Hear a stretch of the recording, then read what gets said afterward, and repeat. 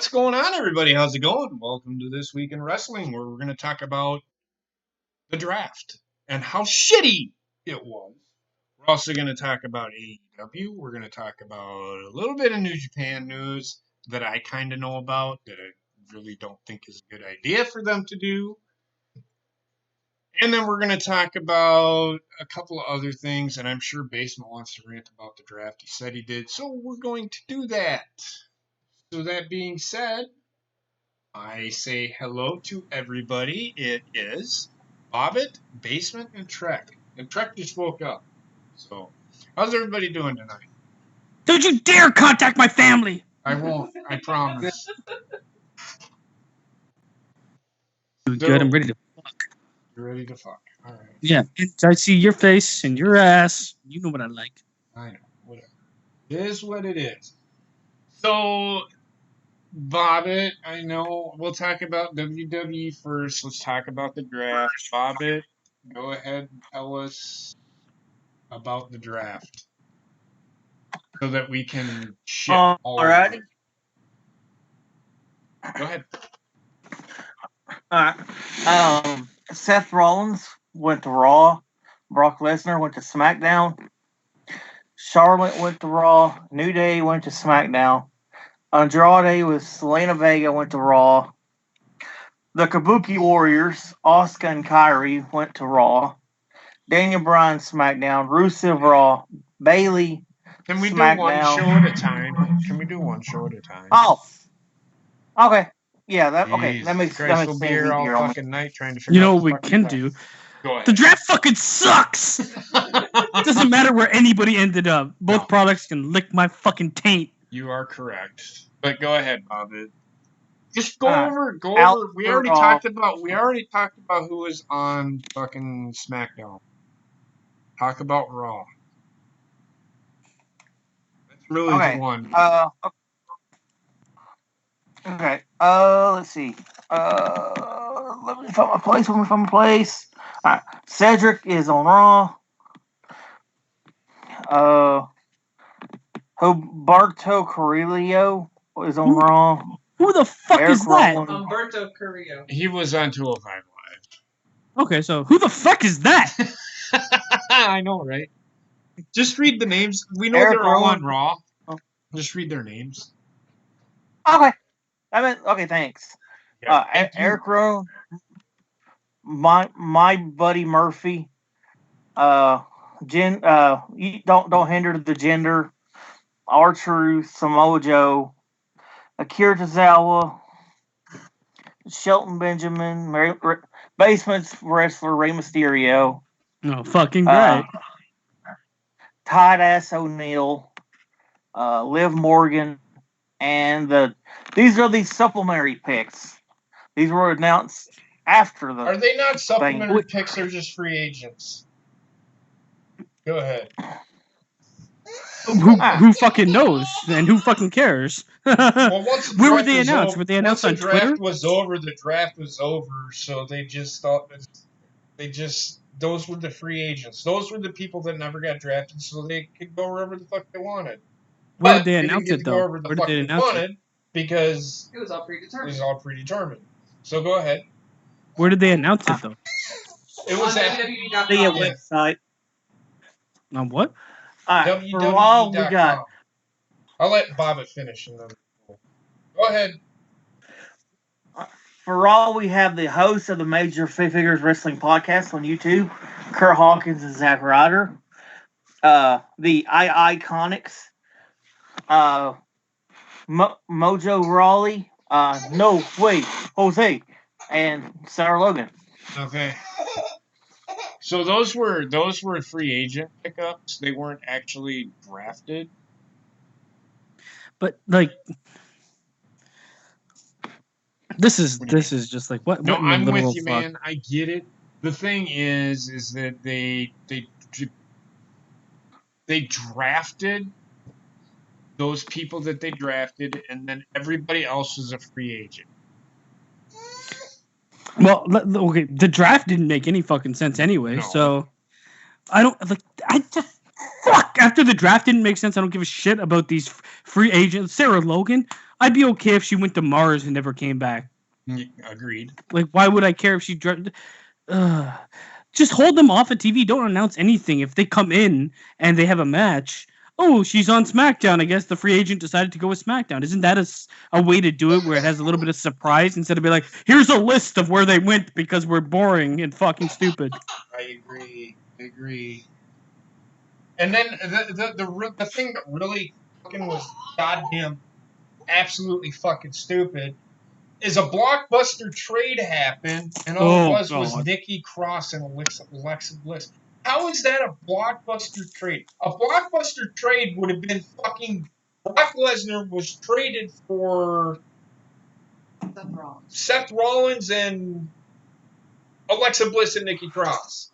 That would have made more sense. That's a blockbuster trade. Alexa Bliss and Nikki Cross for future considerations of what? Another fucking draft? How many times are they going to do this once a year? Because if they are, they need to fuck off because it makes and I'm with Basement, it makes absolutely no goddamn sense. A draft is not a draft. A draft is a draft when you draft new people to come into your company. So you put people that are not on any show or are coming into your company or whatever, and you put them in a pool and you draft them. You know, this is my analogy for it. It's like a fantasy draft. I understand that. But the fantasy drafts, I don't understand. I do understand them, but I don't like the way that they're operated. It's like the way that WWE does it is you put all of them in a pool. Imagine if the NFL had every player, which they don't, because they're under contract for so many years, because they're on different teams. They should never do another draft. Imagine Aaron Rodgers playing for the Miami Dolphins next year. That makes no sense. They should keep the fucking people that they have. The draft should never fucking happen again. Ever. Okay, And then another thing, why in the fuck are they putting the champions in the fucking draft in the first place? Would it make any fucking sense? Would it make any fucking sense if fucking Becky went over to fucking Raw or over to SmackDown and she was the Raw Women's Champion? How the fuck does that make any fucking sense? It don't. Nothing makes sense, man. And I will tell you one thing. Future considerations in actual sports is a nice way of saying we just did a salary drop. Right. Future considerations means literally shit because you can't quantify it. Yep. You can't. And you're not, WWE in a year, nobody's going to fucking remember this bullshit. So why have one side draft not only Alexa Bliss, but Nikki Cross separately, and then just give those 2 draft picks away to another? Fuck you, man. This thing was a horrible pile of dog shit. It literally is one of the worst things I've seen. I looked at this as hopefully a restarting point. We've got a new channel that's going to house SmackDown. We've got Raw literally wallowing in shit. Please, God, hit the reset button. No, we're just going to do the laziest fucking thing we can. Here's a list of where we're putting people. Also, future considerations. I'm going to take those fucking future considerations and shove them right up Linda McMahon's snatch. I can't disagree with it. It is absolutely atrocious how this shit went down. It would have been so much easier if they would have just put everybody in a fucking basket like they did for the fucking Royal Rumble. Pull that person's name out of the fucking basket and say, you're going to Raw. It would have been easier. It would have been easier than fucking the way they fucking did it. It would have made more sense. Or even if they you know what? You either don't include the champions or nobody's a champion. These are your 2 options. Yes. You either strip championships or you can keep them. And if they are champions, they are not part of the draft. That's it. Yep. Don't do this fucking... And what the fuck was with the draft? It's we're only going to have a certain amount of people available for SmackDown. And only... What? That's not even a draft anymore. You're just telling where people are going and saying it's a draft. And then you have these dumb fuckers. We're in the war room. What kind of war room is that? You fucking ass clown. Everybody knows where people are going. The funny thing is they were celebrating the draft. I mean, they went apeshit nuts crazy when they drafted the Lucha House Party. Oh yeah, well fuck. You know what? Fuck them and fuck everybody. This was one of the worst things I've seen on television because I had hopes for it. Because I think Raw and SmackDown are literally some of the worst fucking things on television right now. Outside of wrestling, they're fucking Temptation Island 2.0 to me. They're that bad. And this was a moment for them to get a bit better. And instead, what did they do? It's like, you know what? They seem to like shit. Let me just take an X-Lax and fucking just diarrhea all over their face. Right. It was bad. Trash. Absolute garbage. It was trash. And I agree with Basement 100%. Absolute garbage. Thoughts? Anybody else? Thoughts? I gotta agree with Basement. Like when I go above it. No, Trent, go. I gotta agree with Basement. We were talking about this on the call the other night. It's like Blockbuster trade my ass. First off, how is that Blockbuster trade? Technically, they expect fans to remember something a year from now. Shit, half the time I can't even remember what happened 20 minutes ago on the wrestling show, unless we're talking about it. It's like, so we have to wait another year to find out what trade is going to go down. It's like, that's bullshit. They don't expect you to remember. They literally just moved them from one company to one from Raw to SmackDown. That's all they did. There's the future. Fuck. They don't even book from day to day. They're gonna book a year later. Yeah, I they better never do another fucking draft ever, because it makes no sense to. I hope the next draft is to go to the military during war, and Rey Mysterio's number one to sign up. Right. I didn't even watch Raw. I don't even know what fucking happened. I watched SmackDown and I barely watched the fucking show. Yep, I'm with you 100%. So this week in wrestling is probably not going to be about Raw at all. I am not gonna fucking lie to you, people. I thought I could do this whole fucking wrestling thing. Think about this.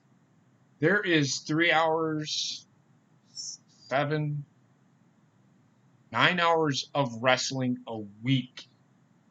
They have one show on Monday, 2 shows on Wednesday, and then another show on Friday.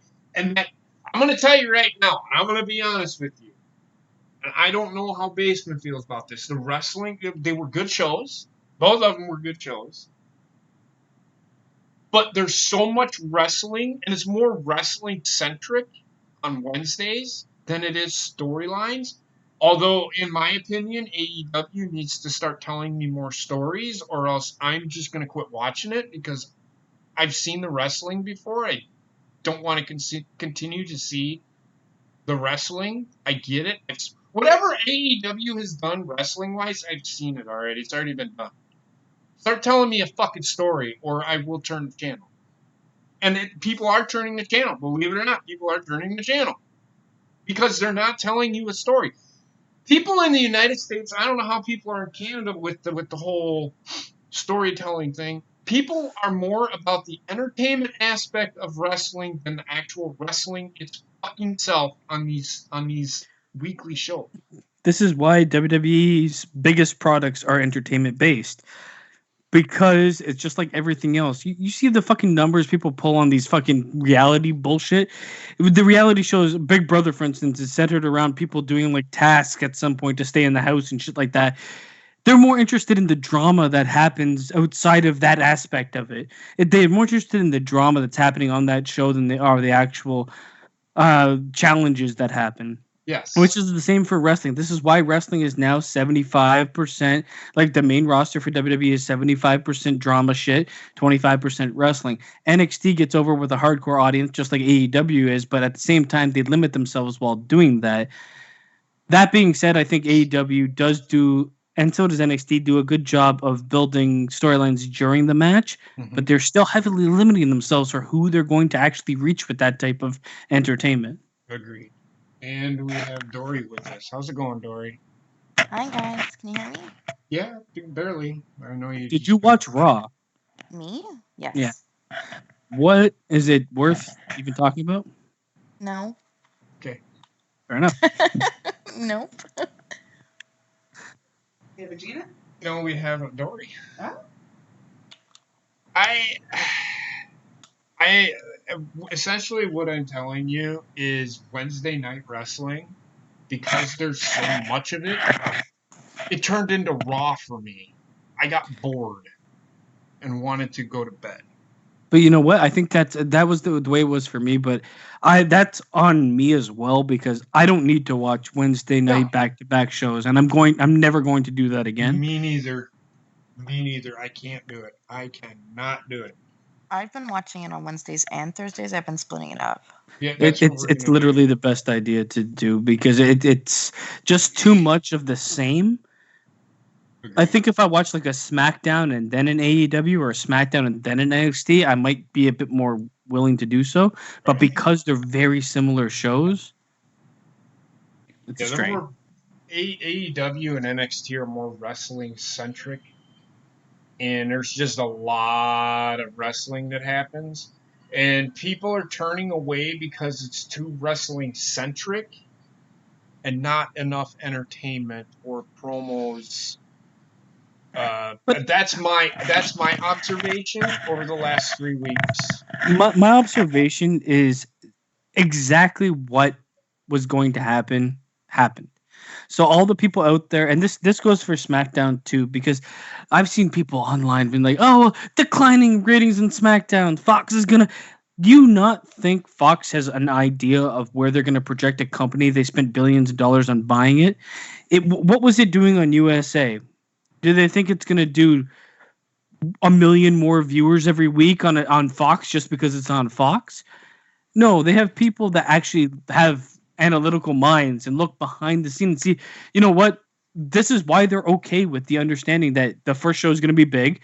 It's probably going to decline, but they're banking, I think, on wrestling to be something that just is a consistent bring in of client of watchers, because they want to re-show it later on in some other place or some other time Well, zone. the thing is I they replay the shows over and over, and on TNT they do. I've seen it like 5 times that it was on Really? in less than 2 days after it had showed.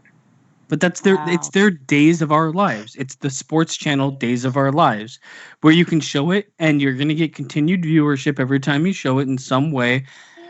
They're not banking on it breaking the bank. They're banking on it keeping an active, like it. They don't have to worry so much, because Raw and SmackDown have kind of been consistent along the line for a very long time. Mm-hmm. Yeah, they've been declining year in year out, but not like not at the biggest rate known to mankind, because a lot of the decline in Raw and SmackDown has been the it's exactly what's going to happen when you have more competition out there. At the Yeah. same time, if they can guarantee they're going to get 1.5 million people to watch something, and they're going to have that something on there whenever they want to put it on there, it's like a rerun. Mhm. It's like getting Seinfeld Right. and putting that on. My thing is, and then I'll get Dory's thoughts here. Mhm. My thing is, this is observation. This isn't me saying wrestling's done. Well, it is. I think wrestling, the viewership that wrestling has, any wrestling show, I don't care which one it is, it's as high as it's gonna get. I don't think you're gonna see ever, ever again, not unless something big happens, you're gonna have 4 or 5 million people watching a wrestling show. Ever. Ever. Ever again. Why? Things been done. It's the same stuff. Well, it's Well, not that only too, that. and When it comes down to it, more and more people are ditching cable because cable is getting too expensive, and they're going to these streaming services like Hulu and Netflix to get their live TV. No, but those people getting I'm talking about them gaining viewership. Period. I don't think it's gonna grow. I think it's as far as it's gonna go. I think. I will say the numbers are deceptive anyway because they're not real Yeah. numbers. They're real numbers for a certain audience, Mhm. but they're not actually the numbers that they act. It's not literally the amount of people watching that program that they actually get numbers for. Right. So you see a 2.2, and I almost guarantee if everything was taken into account, and this is where you look at reach versus what you can quantify. Mhm. The reach is huge for wrestling. It's probably, if I had to look at the reach, it's probably double what you see as the actual rating in terms of reach, Sure. at least. And the reach is also what sells products. They still sell, like, WrestleMania DVD or Blu-ray or whatever, or a mixed pack or whatever the fuck you want to buy. They still sell T-shirts, memorabilia, belts. And I've seen people buy belts that aren't even really wrestling fans just because. Right. Or like they used to be a fan, but they're no longer a fan. Mhm. They're making their money regardless. This is what kills me when people use that Nielsen rating as like the be all end all of something. It's like it's not at all really telling a story. No. All of this is a number of how many people in America watched it. Right.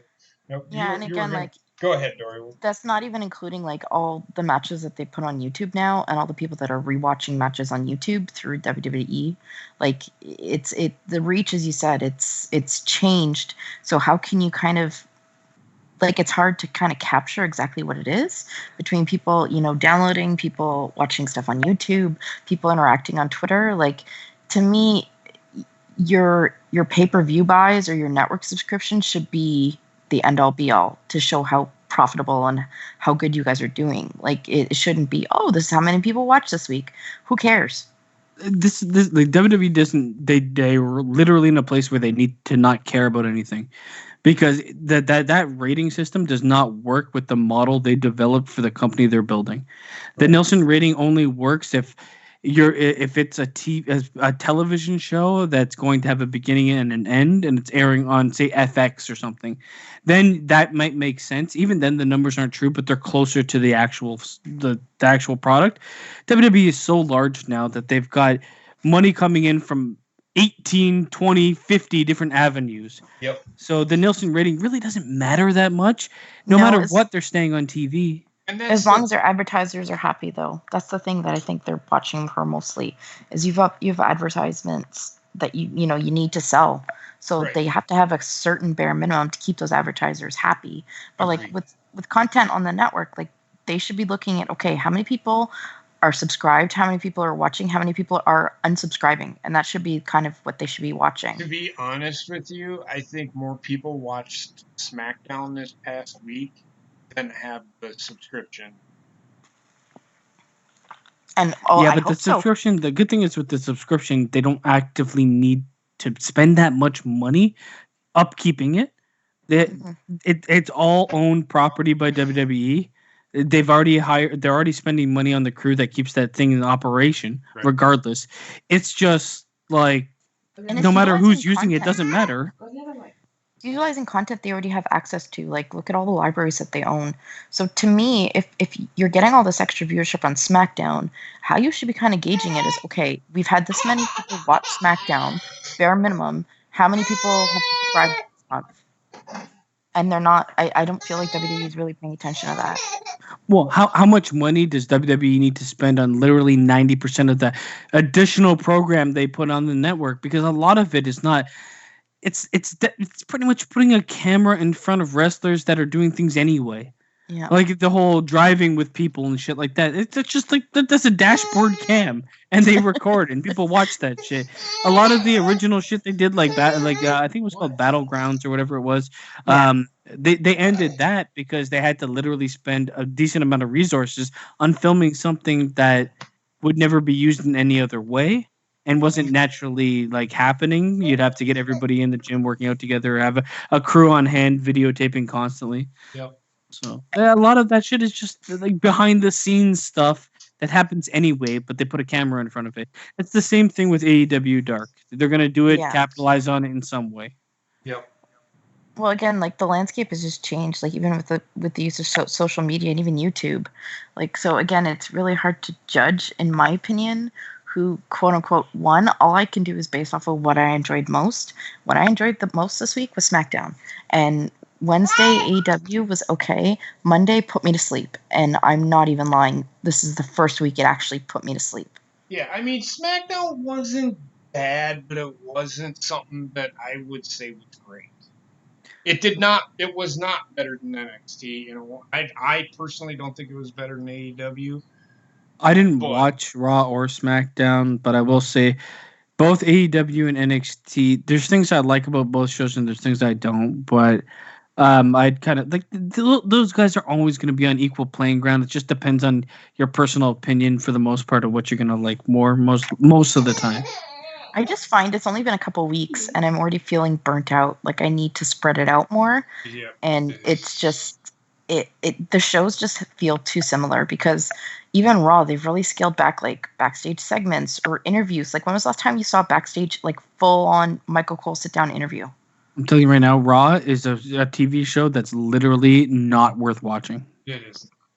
Like, and SmackDown has always been a little bit lighter on, you know, like not having a ton of like pre-recorded or anything like that. But between that and AEW both being like, and NXT all being so wrestling heavy right now, it's just like I need a break. Like the matches, the quality of the matches some of them are phenomenal. But then at the same time, you're giving me that on TV. What are you going to put on your pay-per-views? Well, the break I'm taking is not watching Raw or SmackDown. Because they're literally, in my opinion, the two worst wrestling promotions on television on this side of the world. They are. They don't deliver on a consistent basis. I can watch a pay-per-view and get by on the skin of my teeth for the promos they show me to understand about WWE. But I'd rather watch NXT and AEW and spend 4 hours of my life watching wrestling I like, but split them up and watch them on 2 different days. Because SmackDown, the draft literally killed the main roster for me. I just this week is just I feel like I can't even describe it. I feel like I'm going through my emo phase again where like it's up and down, up and down, up and down. I'm in like this love-hate relationship with wrestling this week where it's like, okay, like do I want to put all this effort into trying to enjoy it or should I just like step away? I know. I've stepped away. Because you have no soul, Basement. I am No. at wit's end with wrestling, and I said I would never ever walk away. I am at wit's end. It's just too much wrestling. I watch wrestling, and what else am I going to do the rest of the week? You know, Wednesdays, Mondays, I come home from work and I'm getting ready to watch Raw. And I feel like it's nothing but a task to watch it. It's not even like, enjoyable. It's literally sitting and staring at a wall half the time. Like it's that level boring. And I know I could do better things with the time that I would watch Raw. And even Dan Rex said he usually watches the shows the next day after they aired, probably for obvious reasons that he can cut through commercials or he can fast forward through part of it. But like it's that what they want people to say about their product. It's like, we're going to put a 3-hour show and we want you to watch it when it's not airing so that you can skip the things you don't like and only watch about 20 minutes of a 3-hour product. Well, the thing is, especially with NXT, like pretty much I heard what was the highlights of NXT, so I skipped through most of it and I watched those matches that people say were great. And I just feel like it more than anything, it's a fear of missing out. Like I don't want to not watch Raw and then miss something really big. But you're never gonna when it comes to that, you're never gonna miss anything big on Raw. What big has happened on Raw in the last 3 years? Exactly. Good point. But either way, if they're trying to do the shock factor, especially with AEW on TV, that's what like. Here's the thing with WWE and shock factor. The shock factor is them putting a title back on fucking Brock Lesnar. That's a shock factor. That's their shock. Or having Bayley destroy Bayley, buddy. That's a shock factor. Well, that's the thing, though, is I didn't even see that live. I wasn't even home, and I went back and watched it, and it didn't even feel like a big deal. So even the things they're trying to hype up, it's falling flat for me. Well, I mean, I think it like it doesn't feel like a big deal because the characters are stagnant when they try to make the shock factor work. So Bailey to me was dead in the water. And then she turned into a heel first, somewhat. Like what are you gradually turning in? Like what the fuck is that? Why did she turn into half a heel and then become a full heel? It literally means half of what it could have meant if it was done just this way right away. She was on Miss TV. Her and Sasha Banks were on Miss TV Friday. And Bailey almost ruined herself. They let her talk for more than 5 words. Yep. No, I have no trust in Bailey as an entertainer because she is Miss Potato Head. I will give her this though. She did show a little bit emotion when she was cutting that promo. But I think she just looks uncomfortable though. It just actually I don't think I think the character that they're having her portray is a conflicted character. Should I be doing this or should I not be doing it? So you think that's intentional then? That's why she has that depressed, sad look on her face. It's no, that's her face. I thought she was just know that basement, but I'm saying it. I think that's why they're doing with her what they're doing is because she can't give you that angry, fuck you emotion.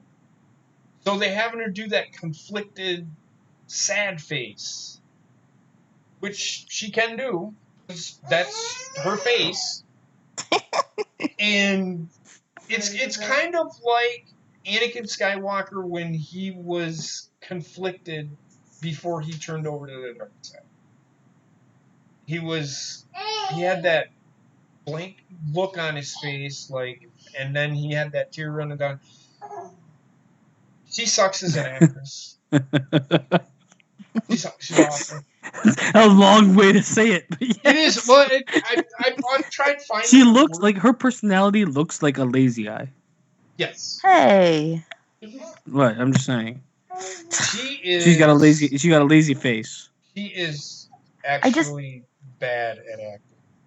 I think, but if you're right and they're kind of trying to do the conflicted character and everything, and it's like, oh, shock, and then she doesn't know okay, fine, but then don't put Sasha with her because Sasha's supposed to be full heel. She's supposed to be 100% heel, and then if you're having Bailey being conflicted with Sasha, it kind of takes away from that.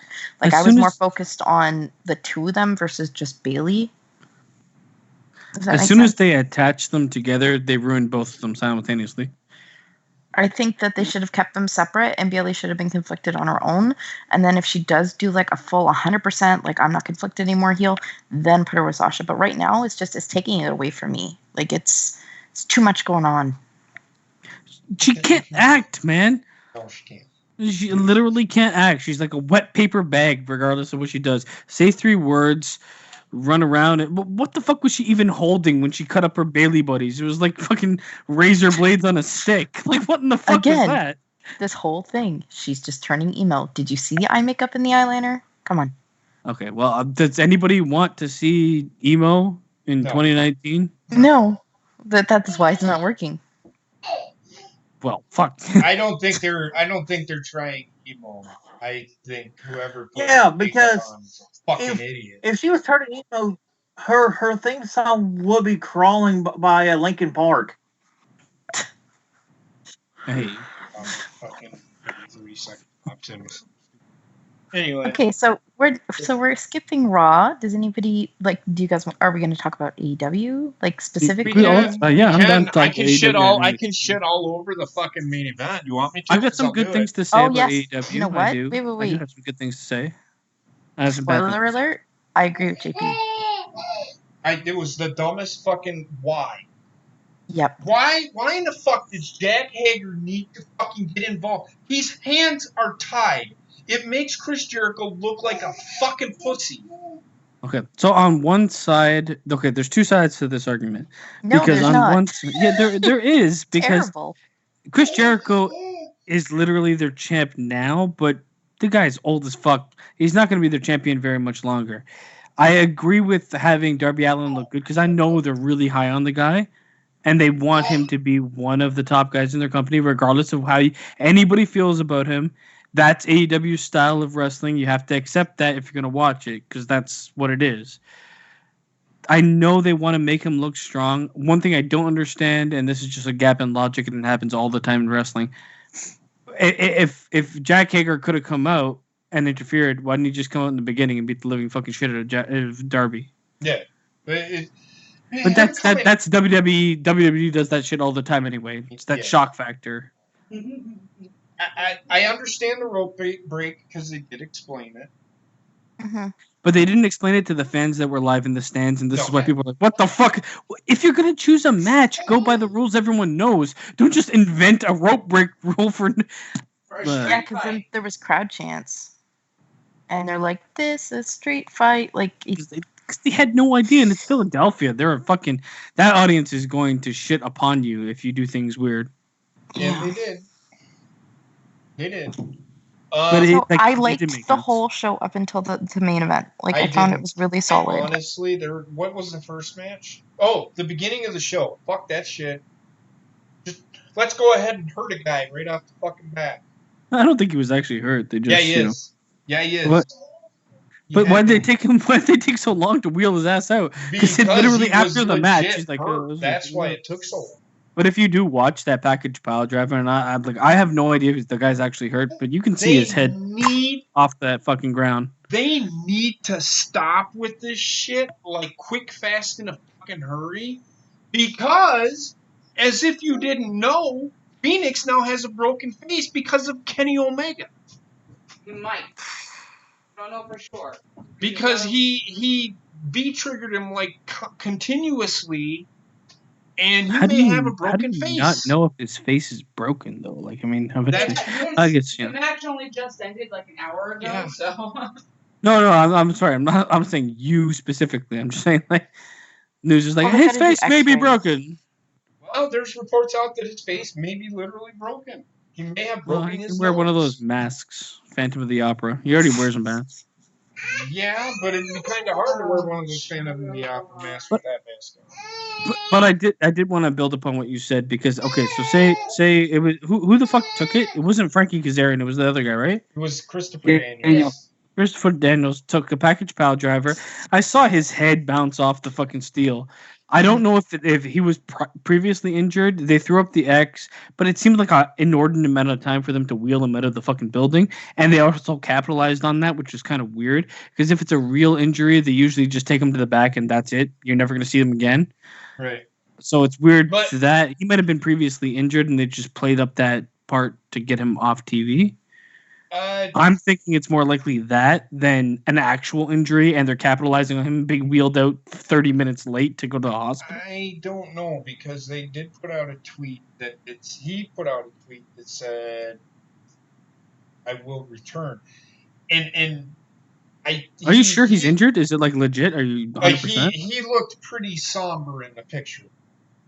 Okay, well, I mean, I don't know if it's fake. And if it is fake, it's fake. But why do they need to take him off the TV?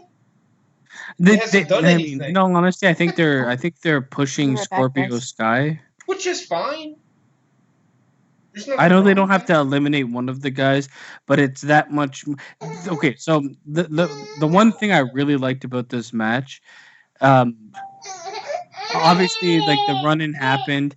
But the one thing I like, they had Scorpio Sky, and this is why if it was fake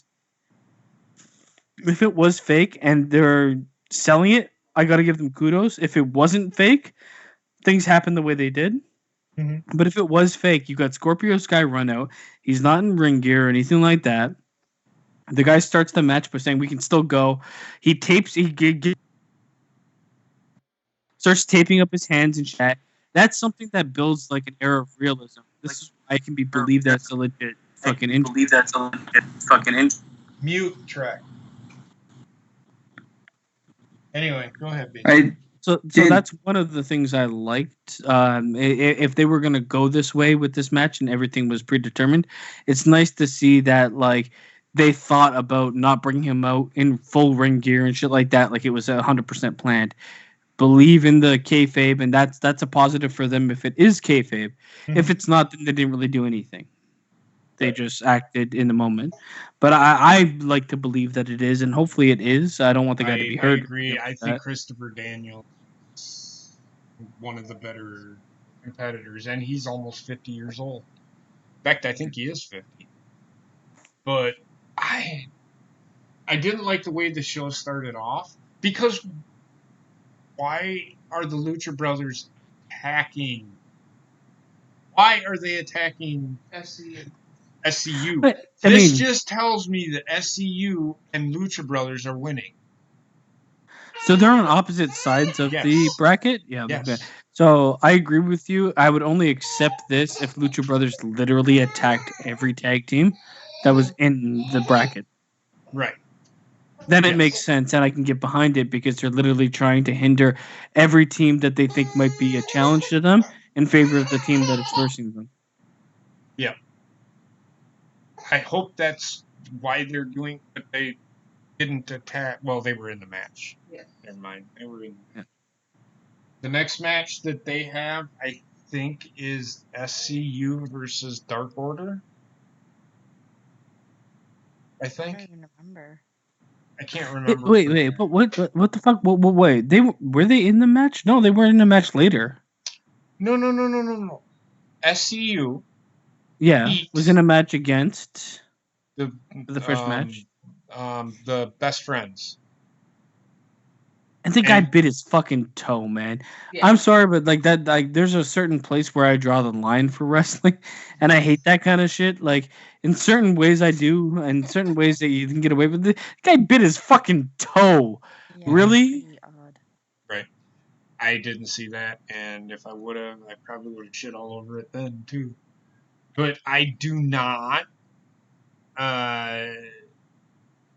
So SCU wins. They will take on Dark Order. Lucha Brothers. We'll talk about that match in a second. Before you move on, weren't we confused watching this and saying like, I don't even know who the heel or face is. Yes. I don't know what's happening, but also like I know like AEW didn't really want to build on heel and face, but unfortunately it's gonna happen because it's part of the business. Mm-hmm. Yeah. I was confused. Heather, you said you were confused. Yes, because at one point they were booing Scorpio Sky for breaking up a tag or something like that. No, and then they cheered him. Well, they were cheering him hard at the beginning, and then he jumped in and broke something up, and then they started booing him.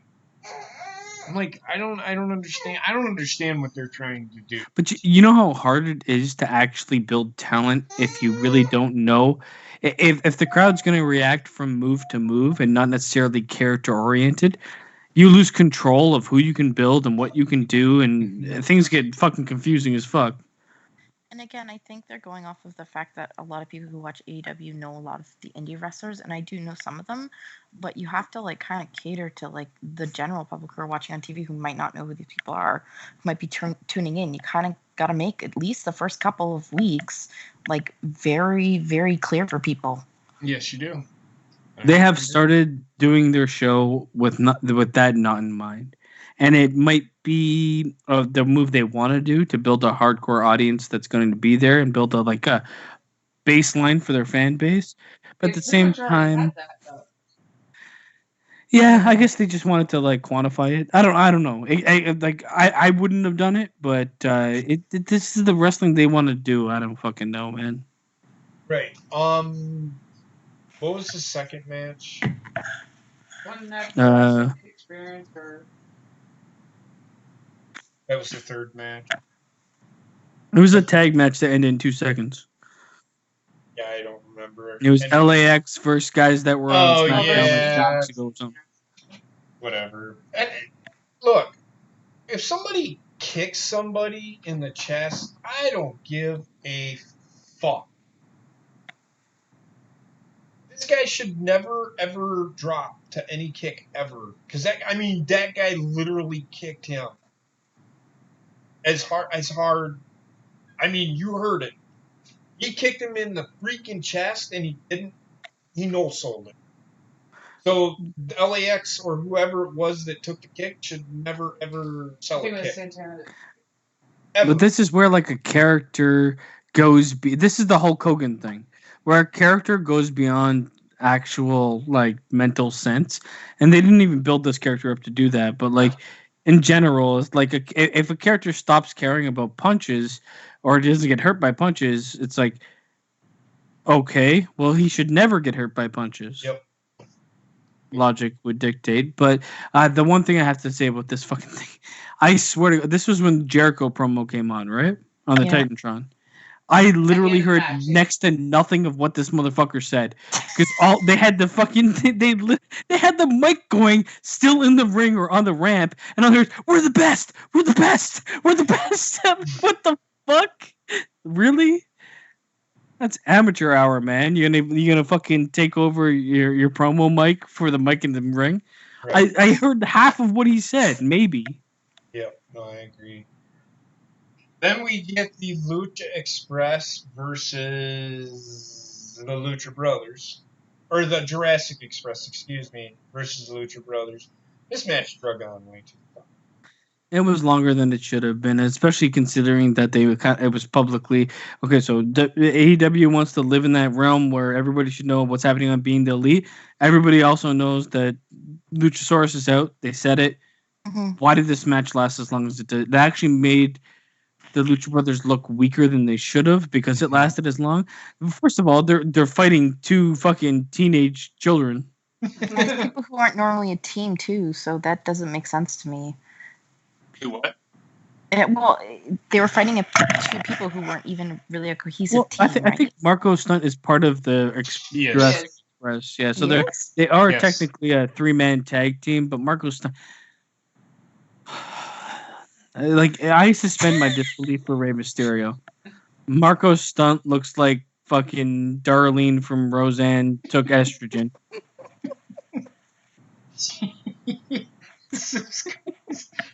He is trash. And I'm not saying that he can't go. It's just like Not believable. Not against somebody who outweighs him by almost 200 pounds. well, I mean, the biggest person on that team is Penta, and he's Pentagon. 210 pounds. And I'd say Marco Marco Stunt's about Stunt is 140 102 fucking pounds. He's 102 pounds, legit. Yes. He's 5'2". Okay. 102 pounds. All right. This match should have lasted 30 seconds. I don't think so. I think they should have given him a good 5 to 6 minutes because I actually think Jungle Boy Yes. is Well, if somebody Jungle they're Boy gonna would have want to started make the work. match, I would have said Or been yes. the majority of the match. I would've They said yes. wanted to play this underdog versus villain, but it went on for way too long, to be honest. Here's another thing I want to say. Enough with the fucking David versus Goliath bullshit. It's kind of old, Mhm. and It I never don't don't even worked. care. have. In It what never world worked is in fucking WWE, Pentagon it's not gonna work in Goliath? AEW. I even at WWE, I do not fucking care. It should never work. Okay. In what world is Pentagon Goliath? No, he's not. But against He, Marco he's Stunt, barely more than 205 talent. He's a regular sized dude. But Where he's wrestling a fucking midget transgender Darlene. My point is Marco Stunt barely weighs 100 pounds. Okay, so this is why, like, it's very difficult for me to like. I mean, okay, so they made the match look like it could be feasible because they kind of like threw him around all over the place and shit like that. But like what you see with Marco Stunt is what you're going to get. There's nothing that is him. He's going to be used as a projectile more than he's going to be used as anything. and he's going Spike to be Dudley. our truth by having a dance break in the middle of a fucking match. Yeah. He's He's Spike their- Dudley, he's okay? their He's Spike comedy. Dudley. I mean, it is what it is. I was just talking in general because it popped in my head and I've got to get it out. Just the David versus Goliath bullshit, it needs to stop. All of it. I don't care what it is. And it's just, I use that because we were talking about Marco Stunt. He's very small. I could probably kick Marco Stunt's ass. Wendy could probably kick Marco Stunt. Well, I will say you don't want to do David versus Goliath literally a week from when you did David versus Goliath or a couple weeks or whatever the fuck it is. Yes. And It's too much too soon. everybody does it because, but you see it. People talk about it. Well, they should do the David versus Goliath thing. It'd work. No, it don't. It don't fucking work. You know what? hasn't I only worked in accept it when I years. haven't seen it in a long time. I can get behind it a bit, but I will say with this, I give them a little bit of credit because it was an unexpected injury. They had to work with what they had. Yeah, And who else was going to team with him? Though I will say, bad mistake in booking. This match went way too long. Yeah. It should have been a 5-minute flip fest and ended with getting obliterated. Yeah, which it did finally. So everybody was expecting Lucha. I don't even think Lucha Express was going to win. I just didn't see him beat the Lucha Brothers. I don't think they were going to win regardless. Oh, the Jurassic Express was never going to win. They're over anyway. They don't need the title. They don't need to win. But I also don't think the then Lucha you Brothers get these win either. fucking people that'll say, "Oh, they're so over." So just because they're over, they have to win the titles. And look at Piper. Roddy Piper. He was over and never needed a fucking title. Well, I mean, okay, they definitely don't need the titles, but I also don't think Lucha Bros will win anyway. They already have a champion in Riho that's not of American descent. I don't know, I've never heard her speak, so I assume she can't speak great English, and that might just be on me. But they're not going to put it on those Twitter. days. She's a little better than Asuka is with her English. Okay, so I do not think they're going to put the women's championship on a. She's Japanese or Chinese? Japanese. They're not going to put a women's championship on a Japanese talent just to put it on the tag team championships on Mexican talent that can't speak English either. I think the tag titles are going to be Dark Order or something from the other side. It'll be SCU. Yeah, I could see that happening easily. And you know why? They gave them a promo segment on the last show too. I know it was like a weird, like out of nowhere, and they looked like they were like security guards for the president. Right. I don't know what happened next. I know. Oh, I can tell you what happened next. Fucking, we had Riho versus T-Rex. Oh my god. Once you said it, I couldn't unsee it. I just... Like, what in the fuck is wrong with that woman? Britt Baker. She literally doesn't know what to do with her arms. Her arms aren't controlled by her mind. They're always in this T-Rex position, and she walks around like a velociraptor.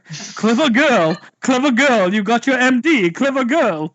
Fucking terrible. She is terrible girl. To fucking Jurassic Express. She is not very good. I do not very good. She's a velociraptress. She is trash. I'm trying to be nice here, basement. I'm not, because I fucking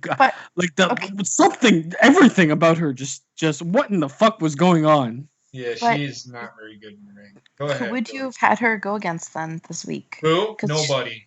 Nobody. She's only had the championship for 2 weeks. Why in the hell are you putting it on the line this soon? It shouldn't have been on the line, but she should have just had a match. Like, not a title anybody match, could have had a match. Just put Britt Baker versus fucking John Hammond from Jurassic Park. Hey.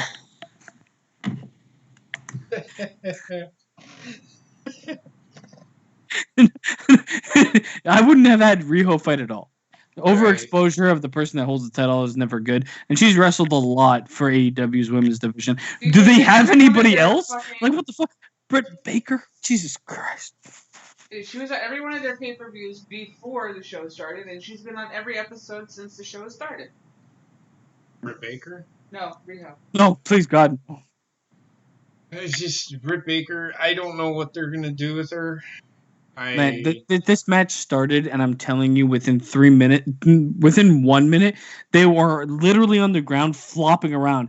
They didn't have, nobody had a fucking hold in anybody. They were just rolling around like lovers, and nothing happened. And then she got up, her fucking gangly limbs all over the goddamn place. It was funny because you talk about Slender Man. It was funny because I jumped on Twitter. I was on Twitter while I was just watching it. I just wanted to see where people. That was the greatest women's match I think I've seen in a year or two. Like, fucking, what the fuck are you talking about? Everybody's saying Britt Baker's one of the best in the world. What the fuck are you talking about? What the fuck are Sorry, you guys. My little one's up. watching? Here, back. All right. She's terrible. Okay, That like woman I'll is give her credit for being able to wrestle absolute while she learned how to be a trash. dentist. But what in the fuck? She cannot wrestle. No, She cannot she wrestle. can't even use her arms properly. I don't know where her arms are. And her She doesn't know finisher, where she are. Her her face is finisher fucked is up too. literally putting somebody in like a yes lock and then grabbing your mouth. I don't know what in It's the called a lockdown. I got you. I literally, how does I get somebody pulling on your jaw? But why did she just fucking bite her? Well, I don't want to see that. Or oh, they already bit toes, so you can't go that night, right? But I'm just saying that finisher. I don't mind her finisher. I've never seen it before, and I still didn't see it to this time either. It was trash. It's literally a lock, and then what she does is she grabs her bottom jaw and pulls on it. That's it. But she doesn't even put a It foot might on it. It's like actually she's hurt, but holding it. like a mandible claw could be good for her. Something that has to build on her dentist background. I'm really not a fan of Britt Baker, and in the end, Riho, I think this is the one match I did not like because, like we said, JP, and you pointed out, neither of these two women could actually command a match. Neither of them could actually run a match because neither of them have that actual experience to do so. We've got two young women. One's a fucking dentist that looks like a T-Rex. The other one is actually the women's champion who could put on a great match, but again, she's young as fuck. Yep. She is. I think she could put on give her time. I think she could. But yeah, I don't. I just hope like Britt Baker looks more natural in the ring in the future. Like my big fault on her was she didn't look even comfortable in her own body, right, at all. Bobbit, Trek, what did you guys think? It comes down to the fact neither of them wanted to be a heel. There are two faces wrestling. This is why in WWE they're sure elected to do face versus face. No one wants to take the initiative to be a heel, and especially in that match it showed. Well, I mean, this is why too. Play the heel. I will say this is what he brought up is actually perfect because you look at NXT, the women's champion isn't wrestling people unless she's wrestling somebody for the championship almost 90% of the time. Mm-hmm. Once you have the championship, why are you wrestling somebody for the championship without any build or anything? And then if you say the build is Britt Baker being on commentary, lick my fucking shit. Well, and I'm going to say this real quick. Here's the thing. This is another thing that we shit all over WWE for, but then it's okay for AEW to do it. Why was this match happening? We always hear, why is this match happening? What are they, why, how did she, and don't give me that fucking record bullshit because I don't buy it anymore. I don't buy it. No, it's too early for that anyway. This match happened because she was on commentary the week before, which is very terrible booking in my mind. It's the same booking that we see on WWE. Yep. So if you're going to call it out there, call it out here. And the match wasn't great, shouldn't have happened. It didn't even need to happen. You have a women's roster or you have 35% of the roster that nobody's seen. Some of them got to be women. Put them out there. Let us see a bit of diversity. Let us see somebody else from that roster. I agree. And then the next match, I think that was the Kenny Omega, the tag team match between them guys. Yep. Pretty good. Okay, I just lost interest. I really that was my favorite match of the night, personally. I mean, it was okay, but by this point, I'm like, okay, so we know that these guys are going to be having a feud. This is. I will say this is the kind of stuff that I would like to see WWE do more of instead of having fucking Seth Rollins wrestle like they always do, having somebody wrestle somebody 45 fucking times in a row and then show it at a fucking pay-per-view. This was 100% the best produced match of the night. For sure, and I can guarantee it. I will be right back. I gotta poop. Go. Alright. Well, I don't know why you announced that. Bobbit, just go. It's fine. But go So ahead, you've, Jason. so you've got this tag match going on. Multiple things happen in this tag match. What do we have? We have Kenny Omega and Hangman Page versus Pac and Dean Ambrose. Mm-hmm. Okay. So they want to build towards Kenny Omega and they want to build towards Dean Ambrose. And the match was going on. It was solid wrestling throughout.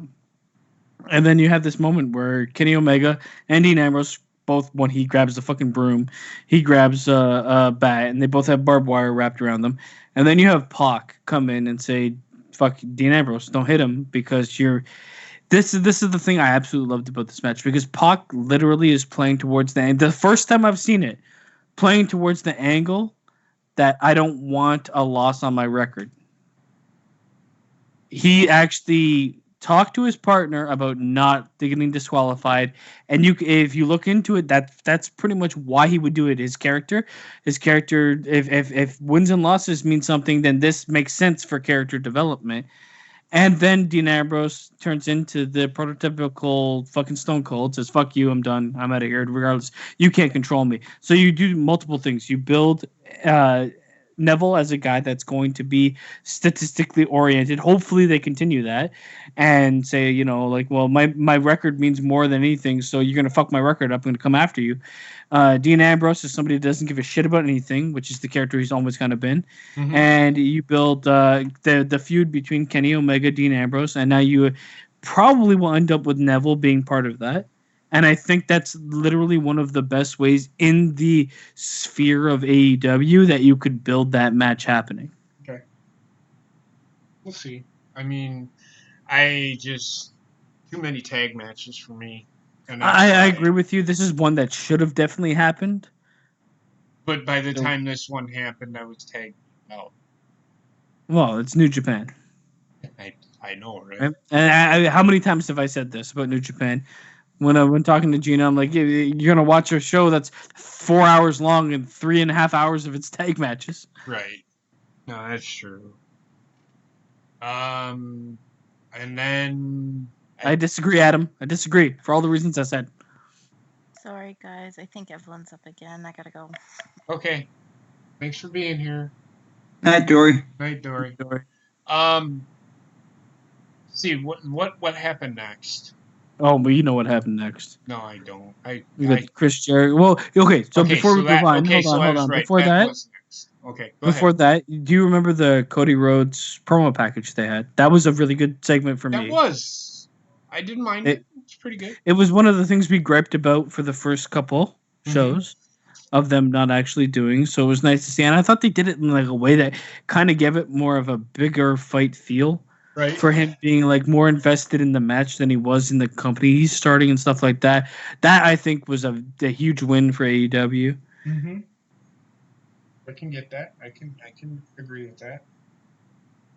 But then the match happened. Oh my god. Number one. You need to rant for a second. I gotta take a pee. Okay. All I'm gonna say is number one. Why in the fuck? We all knew it was gonna fucking happen. Why is it happening here? Why didn't they have it happen after the title match? And then you could have probably said, well, he might lose it to Darby Allin. But no, you know that they're not gonna fucking do that. I think Cody's gonna end up winning the fucking title because I don't know if I'm right or wrong, but I think Chris Jericho is gonna be going on tour here soon. I don't know. I hated this match, man. I hated it.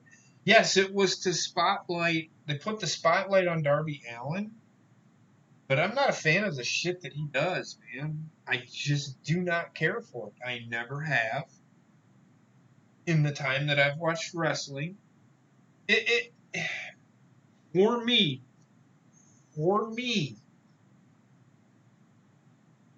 it being done all the time, throughout the whole match, I don't like it. I do like it in little bits and pieces,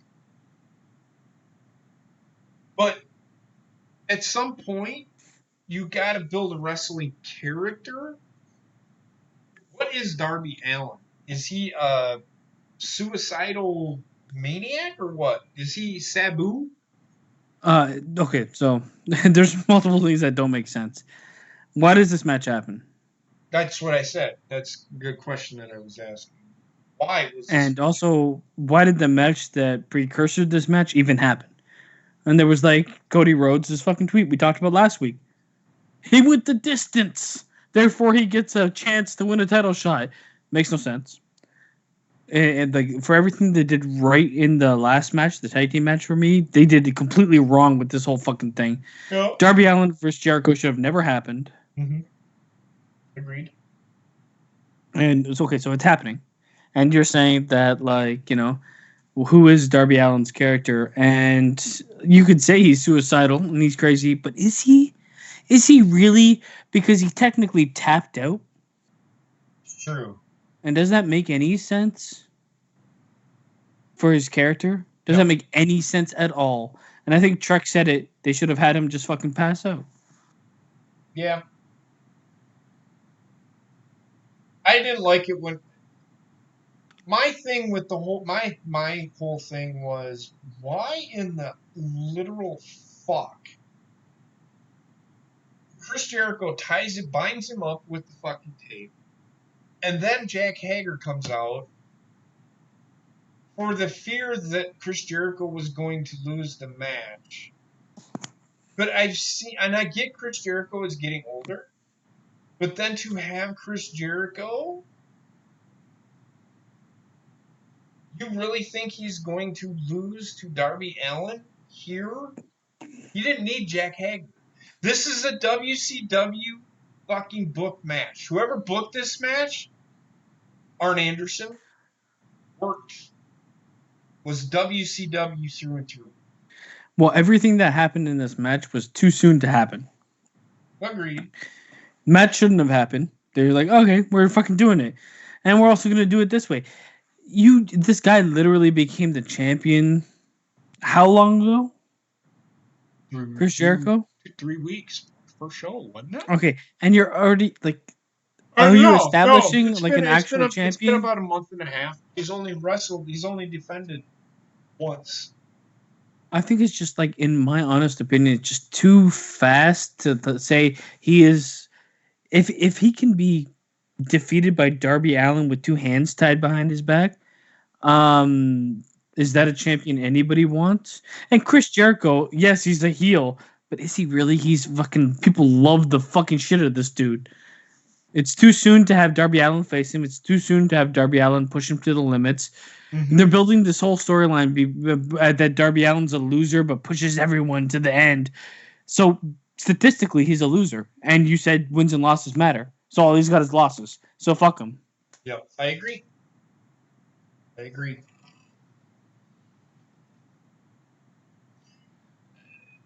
They do deliver in certain aspects, though, Dan Rex. I wouldn't say that they don't deliver. They do in certain aspects. They have a very good tag team division. Some of the decisions that it's WCW. I see WCW all over the shit. I do too. All over it. And is that a good thing with their booking? No, it's not. Because we see Eric Bischoff even said it. Before he got there, the run-ins, they like every fucking time there's a fucking run-in. Every main event that has happened in AEW has been a run-in of some sort. They can't just have a clean finish to anything. Even if the faces win, there is some sort of run-in. Even if they banned somebody from the arena, somehow, some way, WCW would have had a run-in. Well, I'm telling you right now, with Full Gear, you look at Cody Rhodes versus Jericho. There's going to be a run-in. Run-in central. It's going to end it with 12,000 people in the ring. It is. Between MJF, Young Bucks, and fucking Kenny Omega, absolutely. The one thing I like with AEW is they are doing their best to build multiple storylines, and they're doing it mostly in ring when they can, which is good. But there's as much bad as good going on. I give them a bit more leeway because they are a newer company. I know a lot of these guys have wrestled for forever and they know everything. Whatever. The only reason I'm giving them is 3 shows in. I'm not giving them a pass. I'm gonna definitely look at things that are shit and say they're shit. Mm-hmm. But at the same time, I'm not gonna hold them as accountable if they make the changes. If they don't make the changes, then I'm gonna double down on the hate. Yep. I agree. So they have kind of changed a little bit as time goes on. We'll see how they like actually work that out. And like I said, like long time ago, 6 months to a year, talk to me about AEW and see how I feel about them. Right. Well, I agree. That was the end of the show. It was all right. I mean, Oh no, they got bubbly. They got a little bit of bubbly. yeah, they got bubbly. They just went in there and they fucking drank champagne. Jack Hager smiled. His face looked like a fucking catcher's mitt. Right? That's been since the beginning of time. Yeah. Yeah. Why he's got super wrinkle face. And I do want to say this, and I keep how I need to word this. WWE bringing in MMA fighters legitimizes the wrestlers that they have. So people, please stop fucking bitching about fucking MMA fighters coming into WWE. Because literally, Cain Velasquez could probably kill everybody on the fucking main. He'd kill Roman Reigns in the ring. It's the only thing that's actually kept WWE afloat for the last couple of years. Like Brock Lesnar, Ronda Rousey. Like you fuck off if you think this is a bad thing. It's not. It's a good thing. You want to see fucking Seth Rollins literally use a kitchen sink against the Fiend the whole fucking night? Look at Becky Lynch. I mean, I don't know how over she is today, but when she beat Ronda, how over was Becky? When she beat Ronda Rousey, even though it was a fucking botched win, but still, she beat Ronda Rousey. She didn't finish her. It legitimized Becky Lynch. So for people to sit there and say, well, they need to stop bringing in MMA fighters. Guess what? Jack Haggard's an MMA fighter, and he hasn't fought anybody, and I'm waiting for him to lose. I'm waiting for him to fucking lose a fight in Bellator, and that fucking promo that Chris Jericho cut when he showed up is going to become utter trash. It was trash anyway. The guy's like, he's literally fought 2 matches in Bellator. And he's fought against who? Yeah, exactly. Well, apparently this guy that he's fighting is a little more legit. So if he loses this one, that whole promo, they might as well just fucking fire Jack Hagar right on the spot because kick him out of the inner circle. I will say Dan Rex, he says he's happy they're bringing in people like Velasquez and Fury. I'm also happy that they brought them in, but at the same time, I am absolutely hating the fact that they're using it for Saudi Arabian WrestleMania. Yeah. I do agree with. I just. He has Survivor Series. They're Mike Tysoning them. They're Mike Tysoning them. Yeah. And I know Fury was never going to be part of it anyway, so he's fine. I don't give a fuck really about him. But Velasquez, I feel like they are just putting him. That's the wrong show to put this guy on. This should have been a WrestleMania match. Brock Lesnar versus Velasquez. I agree with you. But I just want people to stop with the whole stop bringing MMA people in. You're not, but it's the same fucking problem. All right, can we stop having the fucking Undertaker? Can we stop having fucking Stone Cold? We gotta have a little give and take, people. You gotta have a little give and take. Before it was MMA, why didn't people get it up in arms? Stop bringing Olympic wrestlers in. Yeah. What the fuck is the difference? Exactly. They had Ken Shamrock. They had fucking Kurt Angle. Why was that okay? And this is a problem. I personally haven't heard people complain about shit because I don't give a fuck about what people complain about. They're complaining about it because people complain about everything though. This is the problem. You're correct. Seth Rollins should beat everybody. I wish Becky Lynch would sit on my face. But that's why I'm saying what I'm saying now, because people are stupid. You just need to fucking, if you don't like it, And I'm just going to tell you this. You do what you want. If you don't like it, don't fucking watch it.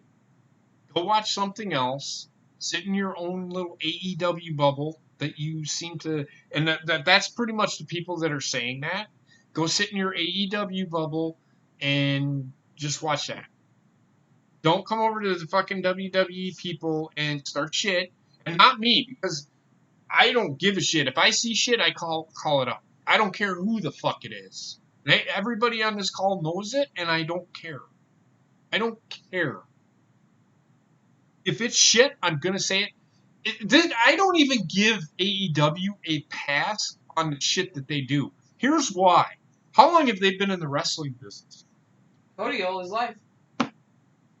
He should know better than to be fucking booking shit that makes no sense. And they have done that. I do not give them a pass for that simple reason. And I will accept that 100% because they've also marketed themselves as, we're changing the world, bitches. Nobody owns wrestling. We're going to do it different, but first we're going to do it kind of bad, and then we're going to get a bit better. And we're still going to be the same. Like, what the fuck? But that's exactly what I'm saying.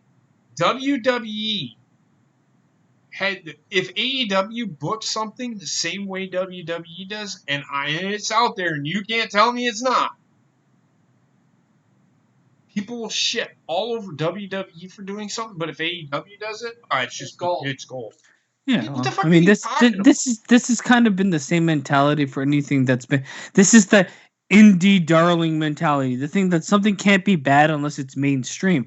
WWE is like the blockbuster movie, where AEW is the movie that comes out and half the fucking people alive that are watching movies watch it and be like, oh, it's so great for this and this and this. No, realistically, it did this fucking bullshit as well.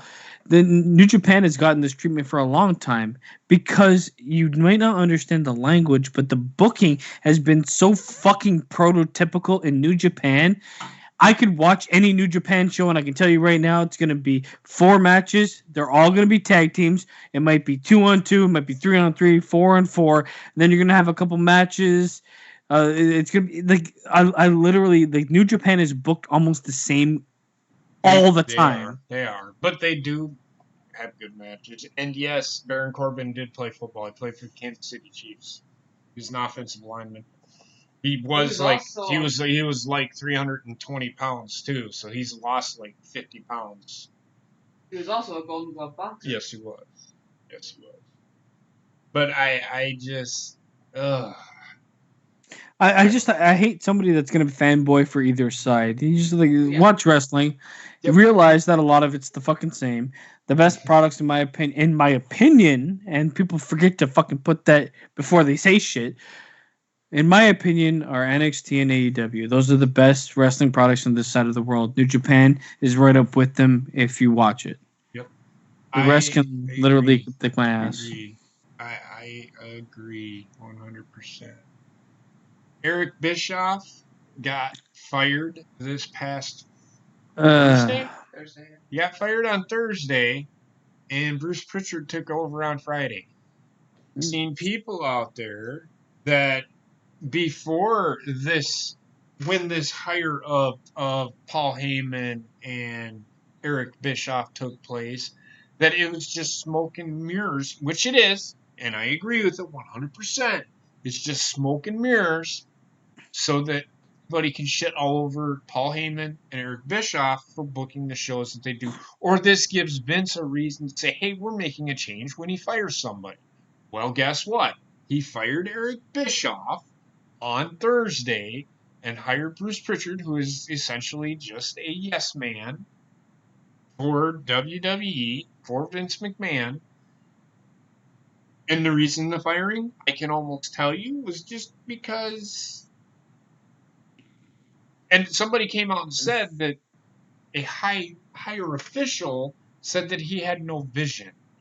Well, of course he didn't have any vision because Vince was the one that was booking the shows. So Vince said, fuck it, I'm going to fire this guy and make it look like he fucked up and bring through Bruce Pritchard in. I will say to you right now, WWE hired him for him to take the fall when Fox found out WWE SmackDown was going to be the exact same in terms of viewership as USA. They knew it already, but it's just that extra. We're trying. We're trying. But Dory, did he ever say what he promised? Did he ever say that he came? Did he ever say what he promised? No, it's Vince exactly what Okay, so Basement first of all, said. what in the literal fuck? He didn't promise shit. I'm telling you right now, because you're not going to promise something if you have to actually take that promise to somebody above you. Yeah, because Vince isn't exactly Yeah, what sure. WWE said, and that's what they're going to say. He was the fall guy for the move for SmackDown to Fox because I'm telling you right now, they put him in that place because they were never going to utilize him. And He knew it. basically He got knew it. hired in He that knew position it. to get fired. That was the purpose of him. He Because knew they were it. never going to keep that 3.5 million viewers. They were never going to keep that. He knew it. He knew he wasn't going to be. He knew he wasn't going to They're be not fired. blaming him for the ratings. He was put in that place to take the fall for the ratings. If it was me and I'm Eric Bischoff and they're going to say, I'm going to give you this position. I'm also going to give you all the money that goes along with it. It's not going to be a salary. We're just going to kind of like pay you out. Mm-hmm. But you're also going to basically be the fall guy when we move on. His career is like done anyway. The guy is at the point of retirement regardless. It's essentially a storyline of them taking the easy way out because this is WWE's way of saying this is how we're going to make change. So it really was never about change. It was about Vince making himself look good. But here's the problem too: like, if you're literally 2 weeks into a deal and you make change, and I think WWE made the change regardless of what would happen. They would have made this change. Yes. Because they have to deliver on the change they're making. If it's any other situation otherwise. Yes. They were never going to change. No, this is what it is, and it's. I think Eric Bischoff was actually patsy for the media, And getting he knew behind. It has nothing to do with Fox or anything. He was gonna take the hit for the decline, regardless, and that's what they were gonna like. This is the story they're spinning for the media for people to continue to watch. Yeah. I have a feeling at this point, a fucking hobo down the street has more changes than the WWE does right now. Well, it's not even that of it. It's Vince. Vince is gonna. This was planned. It was planned. It's obvious it was, and I honest to God think it was planned for the fans more than it was planned for anybody else. Yeah. It was there. We're making changes. You didn't like the draft? USA knew what they were fucking getting into before. Fox knew what they were getting before they even fucking bought something. You're gonna spend billions of dollars on something and you not know what you're buying? Right. Really? I know what I'm buying when I buy a fucking car, and that's only fucking $20,000. Right. You do your due diligence.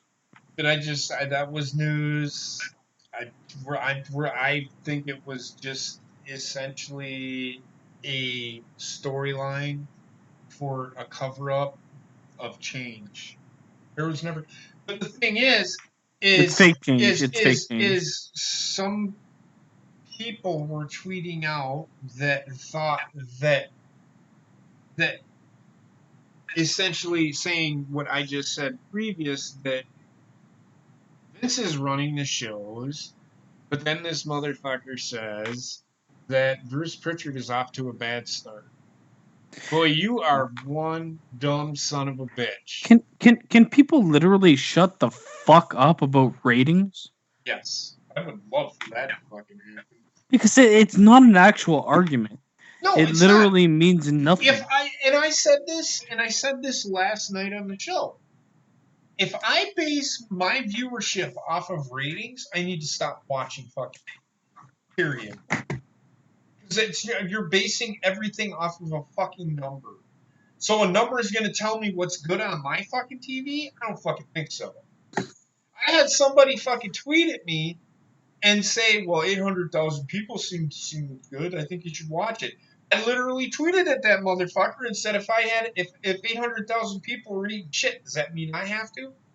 Come on, man. I said to you, a whole nation fucking followed Hitler. I know, right? For fuck's sakes, man. In the end, the numbers, yeah, okay, they mean something to the networks. They literally mean nothing to me. Personally, It's all about the content to us, the viewer. It's not about the fucking viewership.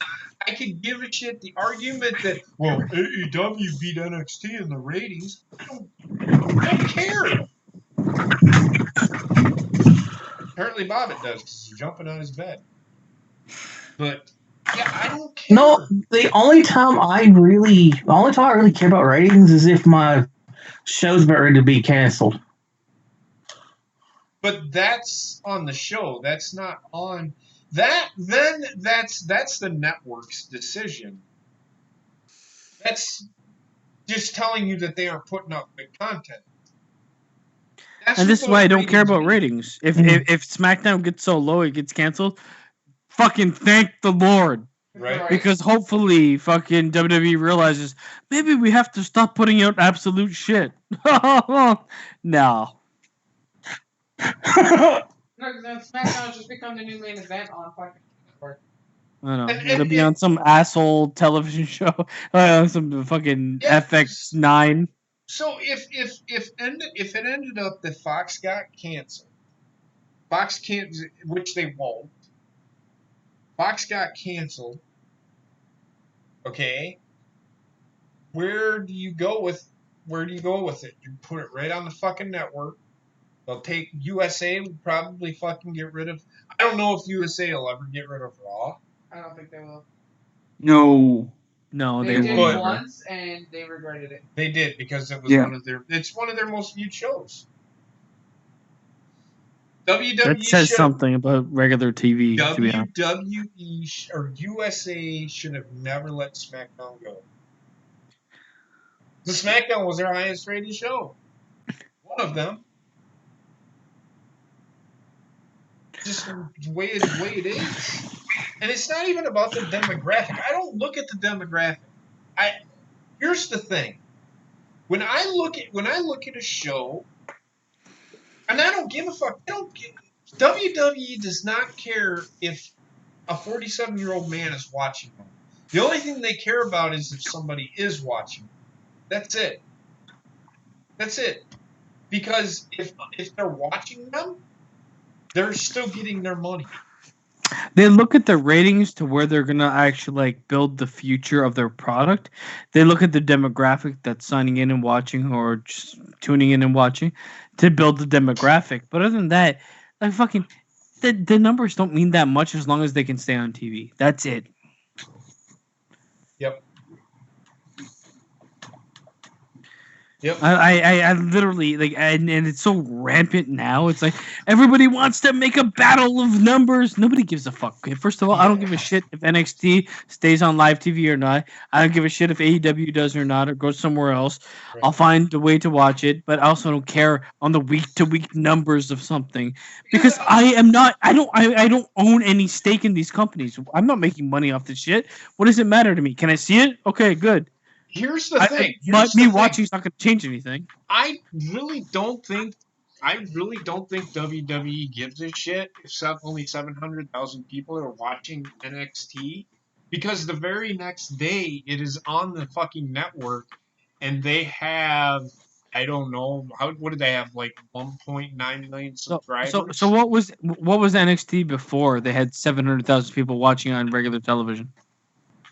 What do you mean? What was the ratings for it then? No, not the ratings. Like what it was a network exclusive. They had 0 people watching on any network. Yeah. So now they have 700,000 people watching something and just debuted it, and it's live, and you're getting the revenue off all the commercials. Yeah. That is a huge win for them. Yeah. They can literally put that right back on the network. But that's what I'm saying. Nothing's wrong. What I'm saying is, if people want to argue fucking numbers, there are probably still more people watching NXT than AEW. because it's on the network the next fucking day. The number argument is so fucking stupid. It is. It's Because very numbers in general are like 30% true for the most part. Yeah. There's so much behind a number, and people just want to be like, I can quantify it. This is why I feel this way. What do you like? Well, I like what's popular. Shut the fuck up. I hope you get hit by a truck. right? But NXT, let's get into NXT. About the only thing that I thoroughly enjoyed was, I mean, I don't even remember what happened most of it because I had wrestling overload at this point in time. The best part about the show was Rhea Ripley coming out and confronting. Oh god, hold on a second. Was this before the Keith Lee match or no? Yes. It was after, right? This was after. This is towards the end of the show. Io Shirai was on before Keith Lee. Keith Lee and Dominic closed out the show, I thought. Yeah, they did. They did because Roderick Strong has to face Keith Lee and Don. That's the way the show. That's the way the show ended. Cause that okay. Well, all right, give me a second. I'll be right back. There's more stuff out there because then we got the whole Matt Riddle match. I thought. The whole Matt Riddle match. The match lasted like what, 10 minutes? Make it sound like Matt Riddle had this whole big rigmarole. Well, I just mean that's where that. I know what you meant. But either way, I like the Io Shirai. Matt Riddle again. I love Matt Riddle. He's what I want in a wrestler. He has an MMA background. He can wrestle. I think his douchebag character it's a character. But here's my thing. Is he wrong for calling Goldberg and fucking being a shitty wrestler? No, because it's true. 100% fact. Goldberg is trash. Did you all watch fucking Super Showdown? I mean, come on. Yeah, unfortunately. He was fucking 42 stars in that match. He was seeing 45,000 stars, but he had that was yes. Goldberg is trash. What Goldberg? Oh, we were just talking about Matt Riddle. Matt Riddle, I think his character is supposed to be a douchebag. Mm-hmm. Oh yeah, 100%. And he's big. But he's like a friend. He's like a friendly douchebag. Yes, he's huge with teenage boys. Bruh. So what they mean, and that was funny. But what he means by that, before people like, oh, he likes boys. No. Why would he ever word it that way? He was looking for the. Why he worded it like that, I don't know. But what he I think meant, he was looking for the. He was looking for the interaction. You all know what he meant by that is that teenage boys would think, I like this guy. This guy, I like his character, and would draw. I'm pretty sure he worded that way to get it like some sort of feedback from Matt Riddle himself. Which he did, which all he replied was bro. Bro. So wait, before we continue, wasn't Pete Dunne the last match of the night? Joint manipulation. Yes, it was. With Damian Priest, that's right. Yeah, with Damian Priest. I'm going to say this, and I never ever thought I would hear. This is why I wish Gene was here. I actually enjoyed that match. You wish you joint manipulated your dick, don't you? He didn't do it like fucking throughout the whole match. He only did it once. But he's not really like super heavy into doing it. Every time I saw him wrestle, he has his moments where he does it, but for the most part, he's not like he's an actual WWE wrestler. Which is why I liked him to begin with. But when he does it, it just... It looks like Wendy trying to break my finger. It looks like... It takes forever. It does. If he would just... But I enjoyed. He looked that I could get the strong style he was wrestling without all the fucking joint manipulation. I can get behind. But like he's had a lot of matches with Tyler Bate where they don't really focus on joint manipulation at all. It might be as minuscule as you saw in this match, and then they move on from it and literally beat the shit out of each other. This is why I've always kind of I've always looked at him as like that guy that was just literally made for WWE, but he has the background to do the British strong style shit. Right. I still think that Matt Riddle and Cole was one of my favorite matches. It was the only match that made me jump out of my seat. It's the only match that's ever made me jump out of my seat. It's two guys you like, but at the same time, regardless of that, those guys started in third gear and ended in fucking 20th gear. Yes, Yeah. Like did. they just did not slow down. There was no rest holds. The whole match was just like and everything just like built up onto each other.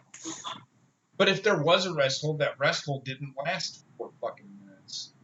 I It agree. lasted maybe 30 seconds. But that 15 to wasn't 30 this seconds. that wasn't this NXT. That was the one before. Right? That was the Like 2 debut weeks ago. episode. Or debut. Sorry. So okay. So before Or I not left, not the It was the debut week after. episode. It was the episode that AEW debuted. so before I left, you were talking about Rhea Ripley coming out.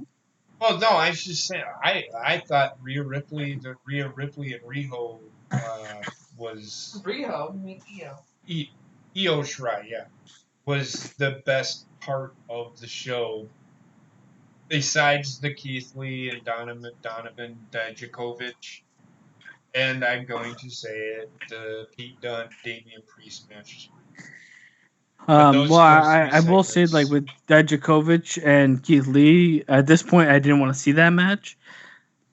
It didn't really make sense for him to come out to attack someone, thinking like it would not end the way it did. Well, that's why That he being did said, it. That's why he did it. I because will he say wants a this. triple threat. Why would he want a triple threat with Yeah, two he was giants? hoping that nobody won, and therefore he wouldn't be Yes. facing either one of them. He was. Yeah, but like, I mean, I get it. What I You know what I'm did saying. like, and I do like, is the way. And this is everybody's like, oh, well, we should have the GMs on the main roster. The fuck you say? The way that they do it on NXT. How often do you see William Regal? Is he there like every day? Is he like tag team holla holla? No. he comes out, he makes the decision. His decision is final, and he's done. Yeah, but he doesn't dwell on it. And you don't ever see him being involved in other people's storylines, really. But this is the thing I don't get why this part of NXT hasn't transitioned to Raw or SmackDown, where you have that figure that makes decisions, but they also make decisions as like, hey, this is my job and this is what's happening. You either wrestle or you don't, and I don't give a fuck. Instead of being like, well, and then getting into a fight with the fucking person. Yep. Agreed. But there's something we're sorely missing here, JP. Agreed. Do you remember? And we laughed heartily.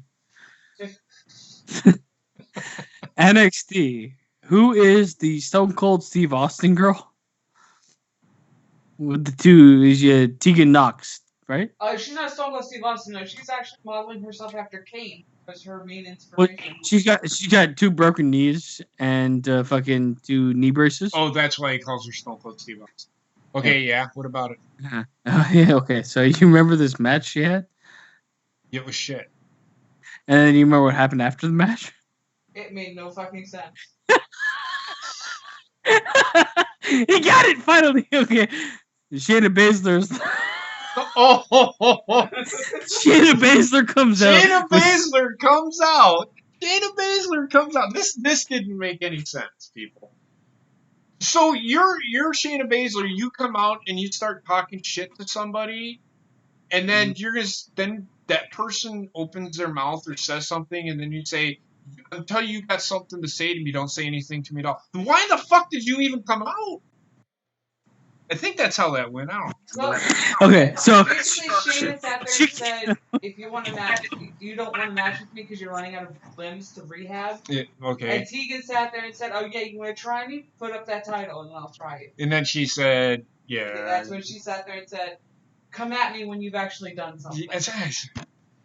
yeah, which made Talk no to me. sense. Talk to me when you've done something. It's like, well, you came up and started talking to her, so what the fuck? Okay, I don't so this understand. girl just comes back from injury. She's got the 2 broken knees. She Yeah. wins a match. She comes out. She's about to cut a promo, being like, "I'm the best in the world, and thank God I'm back." And then here you've got fucking Slender Man crew show up. Slender fan. She walks down. I don't know what the fuck she says. How about it's for that title? How about you put that title on? What? Why am I here? Why did I walk down this ramp? My feet do more than my brain do. Talk to me when you got something to say. Come on, Slender. Let's dip. Slender. What in the little fuck? That was the stupidest fucking thing. Period on the show, and I don't want to see that match. I like Shannon Baszler needs to she needs to go into the night, leave the title, and just walk off into the darkness. Right, I agree. I mean, she is the best champion that they have right now, besides Brock Lesnar. Yeah, I agree, but at the same time, no. I mean Adam Cole. Adam Cole's. I like it. Adam Cole. okay. I'm gonna stick it with NXT then. Yeah, she is probably more legit champion at this point than Adam Cole. Even though I love Adam Cole, I'm just saying, like, she's reigned for this long.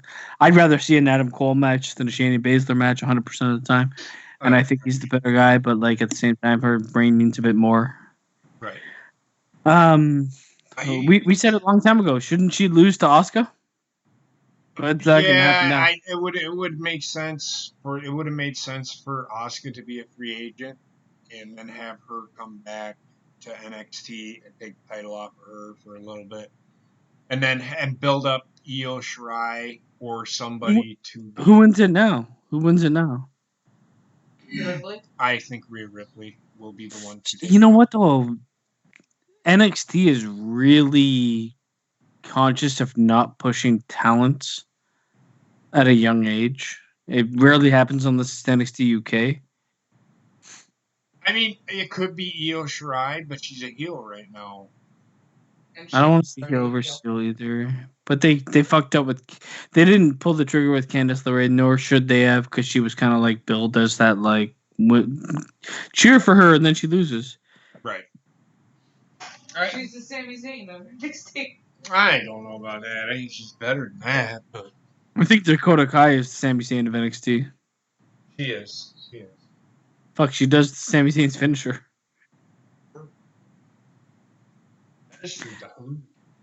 Yeah. Fuck, I don't know, man.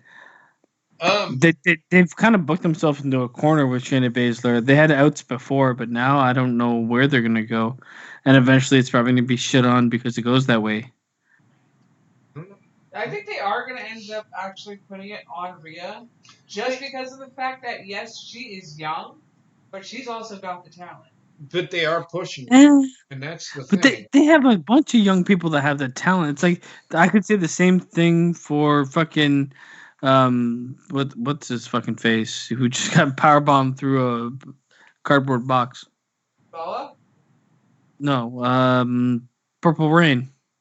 Oh, Velvet Dream. Yeah, the guy is, yes, he's had a title, but at the same time, he's like kind of been. NXT really takes their time with talent, man. They're a very slow build roster. Yeah. So it's hard for me to believe that Rhea Ripley will win it, even though I know she's been part of the roster for a while. She's been featured on NXT UK. Mm-hmm. They're really slow with building talent and moving talent elsewhere and moving things on, which I absolutely love. But I kind of I tend to look at them a little bit more like I look at the same through the same lens I look at like the main roster through, and it doesn't ever work out. I've tried to predict so many things for NXT, and it's always failed because they don't pull the trigger when I think they should, and it's probably for the best. Right. anything else? I mean, I do want to touch on Okada. Okada did make mention that he would be okay with AEW and New Japan working together. I think that is a bad idea, and I'll tell you why. I think New Japan needs to stand on their own 2 feet. They don't need another company. And if AEW should do their own thing because apparently they don't need another company to help them. I actually think the exact opposite. I think like it's not the exact opposite. I'm on the same wavelength as you, but I'm thinking the other company. I don't think AEW needs New Japan as much New Japan wants AEW. Yeah, I mean, that's probably the way I should have said it, but I still think New Japan, if they want to make waves, they need to make waves on their own. Their market is never, ever, ever. I just don't ever see them ever gaining any traction in the United States. It's not going to happen. You're going to get the hardcore fans. You're always going to get the hardcore fans. But they get the most hardcore of the hardcore. Like, Right. you've got to be pretty hardcore to watch wrestling in a different language. It's true. It's like the same thing as like, we're going to get the hardcore film fans to watch this film made in fucking Uganda. It's like, Right. yeah, you will get them. If it's a good film, you will get people to watch it. But it's going to be like in a different language. And the fact that wrestling is not dubbed or subbed or any of that shit, they try to do their best with like American commentary. It's just still... Right. New Japan is going to be New Japan, which has been New Japan. They've kind of like made strides, and the strides have been taken away. They need to work on like actually producing an American or like this side of the world counterpart, where the wrestlers that they sign and hire and stuff most of the time can speak English. Right. Otherwise, they're gonna run into that fucking trap no matter what. Yep. What do you guys think of that, Bobby? Correct. Yeah, I wouldn't mind if they did it, but I don't think it's going to happen anytime soon because there's a reason why New Japan re-signed with ROH because they didn't see AEW being their, I don't want to say competition. When did they re-sign? Just this last time that they signed? Yeah. That contract is almost up. Okay, because somebody's making a big deal on that they signed with them instead of going with AEW. Well, that was when it happened. And I problem is I agree AEW with Basement. AEW doesn't need New Japan. It's a one-way street because the New Japan wrestlers that America cares about are already in AEW. Exactly. So it's a one-way street. All it benefits is Japan. It does not benefit AEW at all for the most part.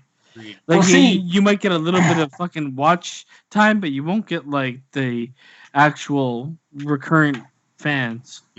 Go ahead, Bob. Well, see right now, AEW's fine with like AAW, OVW, because Kenny Omega just won the AAW title. It's a AAA. AAA. Whatever. But Same this is- difference. Okay, this is also leading to something that I think is completely stupid. Because everybody has been saying, oh, AEW has all the money in the world. They have WWE money because the cons are backing them. Why in the fuck is their talent fighting somewhere else? Exactly. And why is it one of their signed talents is having trouble getting her food truck back on the road because the insurance company's not helping her? Well, I could give like less of a fucking ass shit about that, but a food truck. Okay, but I will say that like, why is Kenny Omega fighting Phoenix for a different promotion where either of them can get could get injured during the wrestling match, which is obviously probably going to happen because these guys need to be like, it's a dark match. It might as well be the main event at WrestleMania. Right. That mentality that these guys have is actually what I think will really in the long run either hurt / kill AEW. I agree. The fact that every match is a main event. Put on your shoes because you're about to get pile drive through an open chair. Right. It's like fuck. I'll never wear shoes again. Yep. Like this is the problem. It's just that they go too hard for other promotions, and like no matter what, if I have to hear about the fact that Phoenix could have had his face destroyed, even though it might not, who knows, and maybe it's not true, but if it does end up happening, this is why WWE signs their talents to only actually wrestle in WWE. Because otherwise, you run the risk of not being able to control where injuries happen, and it's just a bigger way to have risk that you can't control. Yep. And they have all the money in the world, apparently. So come on. Yep. And Mike Bennett asked for his release. Who gives a fuck? I Honestly, agree. Let him go. I never got like there were so many fucking people like all up in the air. Mike Bennett's going to WWE. Never cared. They changed his name to his wife's name. Never cared. The guy, good for him for getting out of addiction and everything like that. I'll never shit on anybody for that. But like, I don't care about you as a wrestler. Never cared about you as a wrestler. Your storyline in WWE was fucking shit. Yep. But hopefully you have a good time going somewhere else, and that's all I say. But we did get a pretty good theme song out of them, though. Well, You know that theme song actually played like twice, maybe 3 times before it never played again.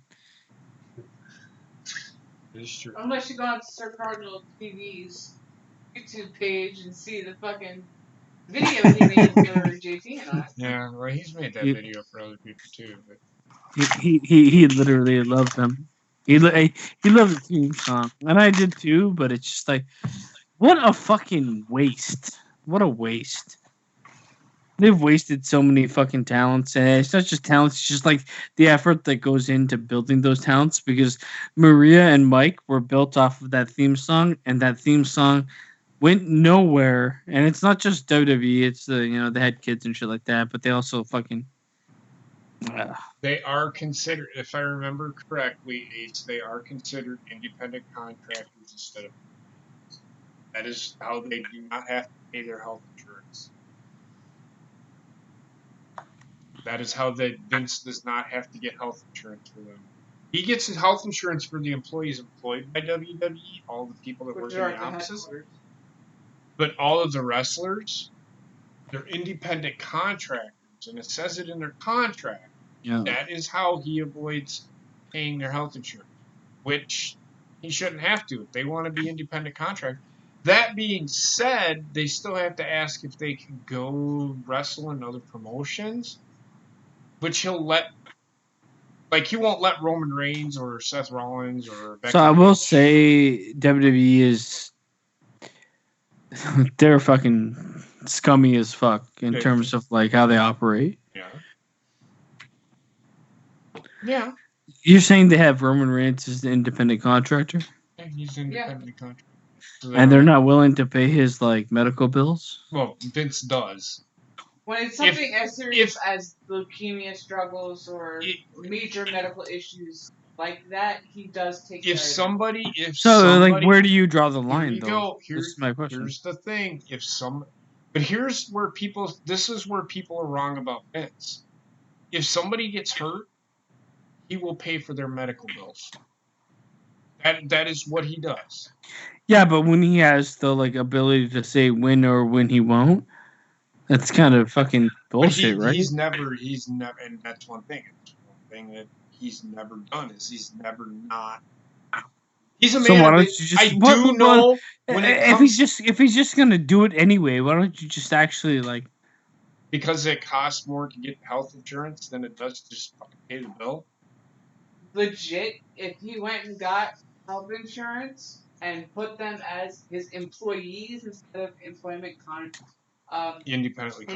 contractors, with the so how much of more? Connecticut. Now listen, hear me out. With the state of Connecticut, you would be looking at an insurance bill almost in the trillions of dollars. No, not. Well, hold on, because he has. So if I pay, and I think I pay. Well, I pay $175 every check. Hold on, though. Don't let me finish. $175 every check. It could be once Heather and I get married, if it ever happens. I would have to get the family plan. I would have to pay $500 a check out of my paycheck. The employer also has to match that. But my question is, Every like, isn't there a every way to kind of work it where if you have your own medical staff? that's another reason why he does have his own medical staff. But you still have to Like with pay. the sports doctor that's down in Alabama, that's not exactly his Yeah. own staff. They're specialists that help with athletes. So He's just a So physician. it's the unwritten rule to say, like, you get injured during a pro wrestling event or preparing for a pro wrestling event, I will cover you and we will work it out with specialists we have. However, if you go boating and you end up flying off and decapitating your legs, Nope. that's kind of on you. Nope. He paid for Brutus the Barber Beefcake when he got his face smashed, remember? and he helped take care of Gorilla Monsoon. Mm-hmm.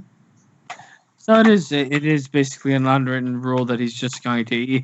You have health care. We're just not going to say you do. But you have health care, yes, but you're not insured through us. He pays for you to go to the doctor. Which yeah, it makes sense then, because I've seen it happen a million times before with everybody that's gotten injured with WWE.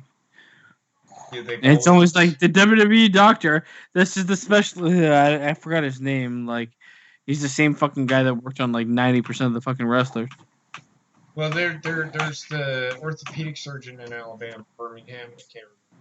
Well, the actual I think it was the same surgeon that worked on Seth Rollins that did Triple H, and I can't remember his name. Yeah, Dr. James Andrews. What? It's like Gonzalez or something Dr. James like Andrews. That guy, Dr. James Andrews. He's the guy. He's a specialist. He's an orthopedic surgeon. But the thing is, like, there's okay, so you're not going to offer like insurance in that way. Then as long as you offer like, we have basically surgeons on call for everything. Mm-hmm. It's literally the same thing for the most part, except it's not necessarily taken out of anybody's paycheck. It's taking it out of Vince's. When it happens. Yes. Which makes more sense because it's not. The thing is, like, you pay insurance, you're paying for nothing 80% of the time. I do know, and this is the last thing, and I don't know if there's anything else out there. I'm about to fucking sneeze, so I'm trying to say this quick. Bound for Glory is tomorrow. So if you guys aren't doing anything and you want to check out, fuck off. If you want to check out fucking Bound for Glory, go ahead and check it out. I'm not checking it out because I haven't seen an Impact event in a while. I don't want to watch it on Twitch because I don't fucking care. But I might check it out on British USA. It sounds like bondage. I'm not down. Yeah, it's one of their big pay-per-views. That's Because I know that Tessa Blanchard is wrestling for the X Division title. You know that. There is a match out there where it is a gauntlet match. No, I can't remember what it's called. What Ronnie called it, but it's a match. The winner gets their choice of the title. I don't understand that. I like it. Well, okay, their choice of which title they want to fight for. Why don't they just have whoever wins gets the number one contendership for the world title? Why? Well, how shit are they? First of all, I don't even know who's. okay, so if you're Marco Stunt and you win, you'd be like, I'm going to go for the women's title. You should go for the women's title. I'm just saying, like, I guess it depends on the person that wins. It's like, what is it? In my mind, it's like, if I won, what is the title I could potentially actually win? That's why I'm okay with it. I know you can go for the world title anytime you want, but if you're going to go against fucking Brock Lesnar, I'm probably going to pick the U.S. title Right. and lose. I don't know, but I don't even like their feast or famine fucking thing that That- they do. That's Actually, what well, fueled my actually, that is probably about the only thing I did like from Impact was their feast or famine, where they Well, had I, four I, I honestly think briefcases. Impact should just die. Yeah, No, it never will. yeah, it will. It will It will. eventually. It's been on its last Just, legs for just like 10 years. wait until Killer Cross leaves. Wait until Tessa Blanchard leaves. Wait until Taya Valkyrie leaves. Jordan Grace. Once Rosemary leaves, which is going to happen, and she will go to AEW. Once she leaves, Impact will no longer have a leg to stand on. Tara Valkyrie will be in NXT in like a year, whenever her contract's up. Yep. I agree. So, is Okay, if WWE signs talent, then why are they considered independent contractors instead of employees? That's what their contract is. It's an independent contract. They don't sign like salaried employees. They live they're like a lot like the government we have here, where everybody is contracted. Yes. And it works in favor of the government because you can't really do much as a contracted employee. It takes like a lot of what you have as an employee out of your hands. Mm-hmm. You have to follow the rules and regulations. But even I'm not an independent contractor. I am an employee of the Department of Defense. I still have to follow rules and regulations. But that's what I brought up, and that's why they're independent contractors, and a lot of that has to do with the health insurance. And that's just why I know like this is one of the like pressure points for AEW. It is one of those things, and because being a contracted employee literally sucks ass, man. I'm gonna tell you right now. I imagine it does. It really does. It really does. I mean, the Department of Defense has contractors that come in and work for them, but they actually have more say so than I fucking do. Well, it's not about what you can and cannot do. It's like what you're kind of limited to in terms of like your own role, where you can speak up or where you can voice opinions. And when you're contracted, you can't do shit. Here they have more pull than we do. I'm sure they. But the thing is, like contract work depends on like who's offering the contract. So in WWE, it's contract, but they're also giving them the benefits to being, full-time salaried employee. There's so much. The entertainment in general is contracted. Yes. All of it. So fuck off with the idea that somebody's going to be a salaried employee for WWE. It doesn't make any sense. Right. Well, they do have salaried employees, but they work in the headquarters behind the scenes. Yeah, exactly. Well, exactly. I'm not talking about the entertainment part of it, but yeah. So, is there anything else anybody wants to talk about at all? You do? All I gotta say is once again, the wrestling was good, but the storyline sucked, the draft sucked, and if they expect us to remember that big trade by the time a year rolls around, they're full of shit. Yeah, it's future prospects. Really, they're gonna like that was a joke back when I was fucking 10 years ago in my life. That was a joke in the NBA where somebody's like, "We're gonna trade the worst player on our team to this guy's for future prospects." This was basically a placeholder for saying we're getting rid of a salary drop, and if that was like, what in the fuck are they thinking to put this shit on TV and have a shitty draft and then say big trades? We're trading people that we drafted separately for some reason, which made no sense, together for something that means nothing. Fuck you, WWE. You are shit. Your main roster is garbage, trash, absolute garbage. I refuse to watch it because of this.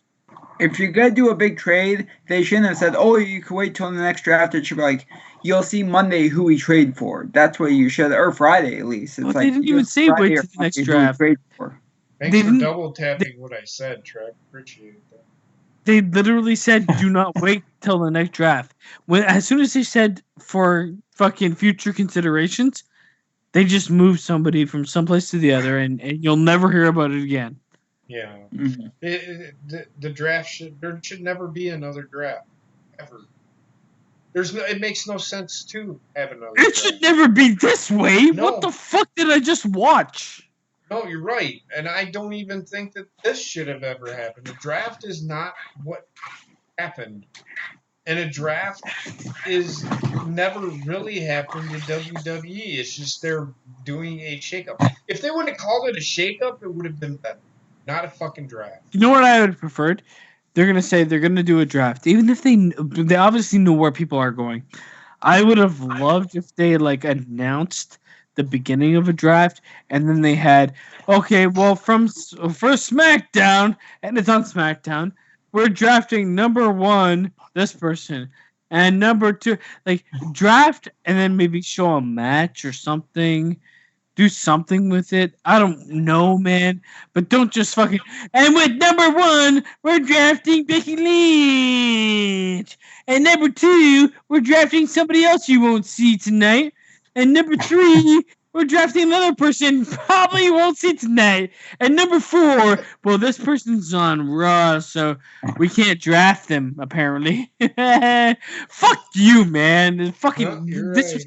This My was thing, such my a thing pile of was, shit. my thing was what made me laugh, and I knew it was going to be just stupid. I knew it was going to be shit from the get go when they said that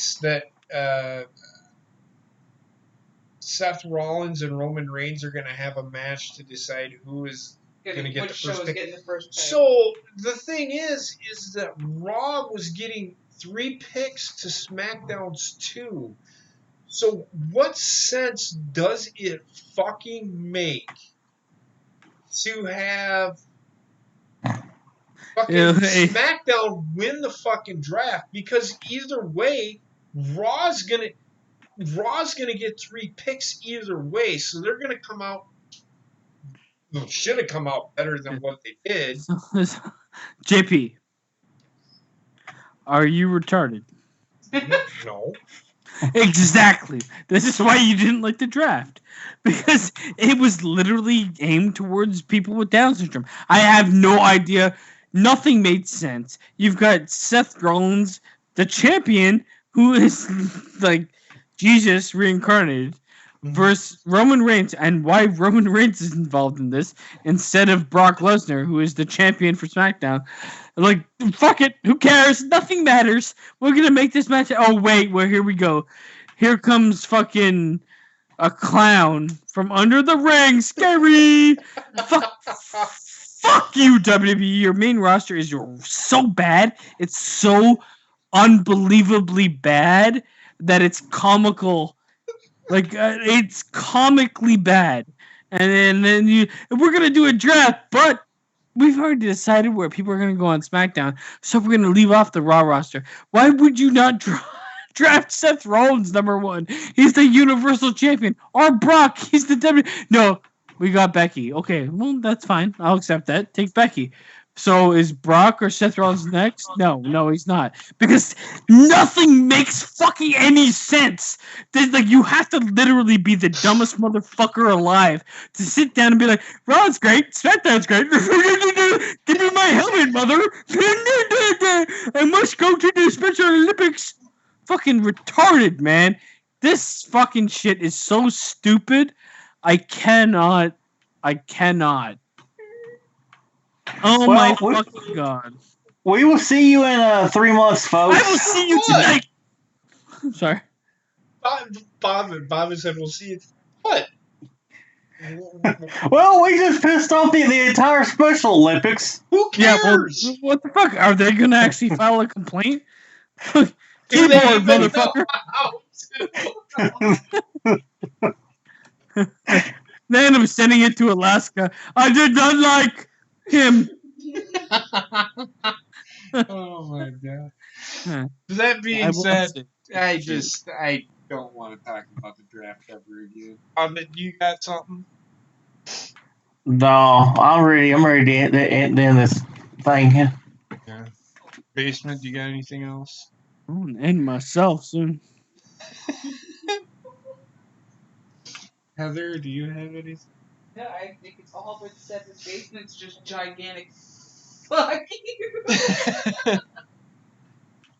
I have seriously thought about just not doing Raw and SmackDown and doing New Japan. Yeah, well, I've seriously thought about never watching Raw and SmackDown, and guess what? It's happening, bitch.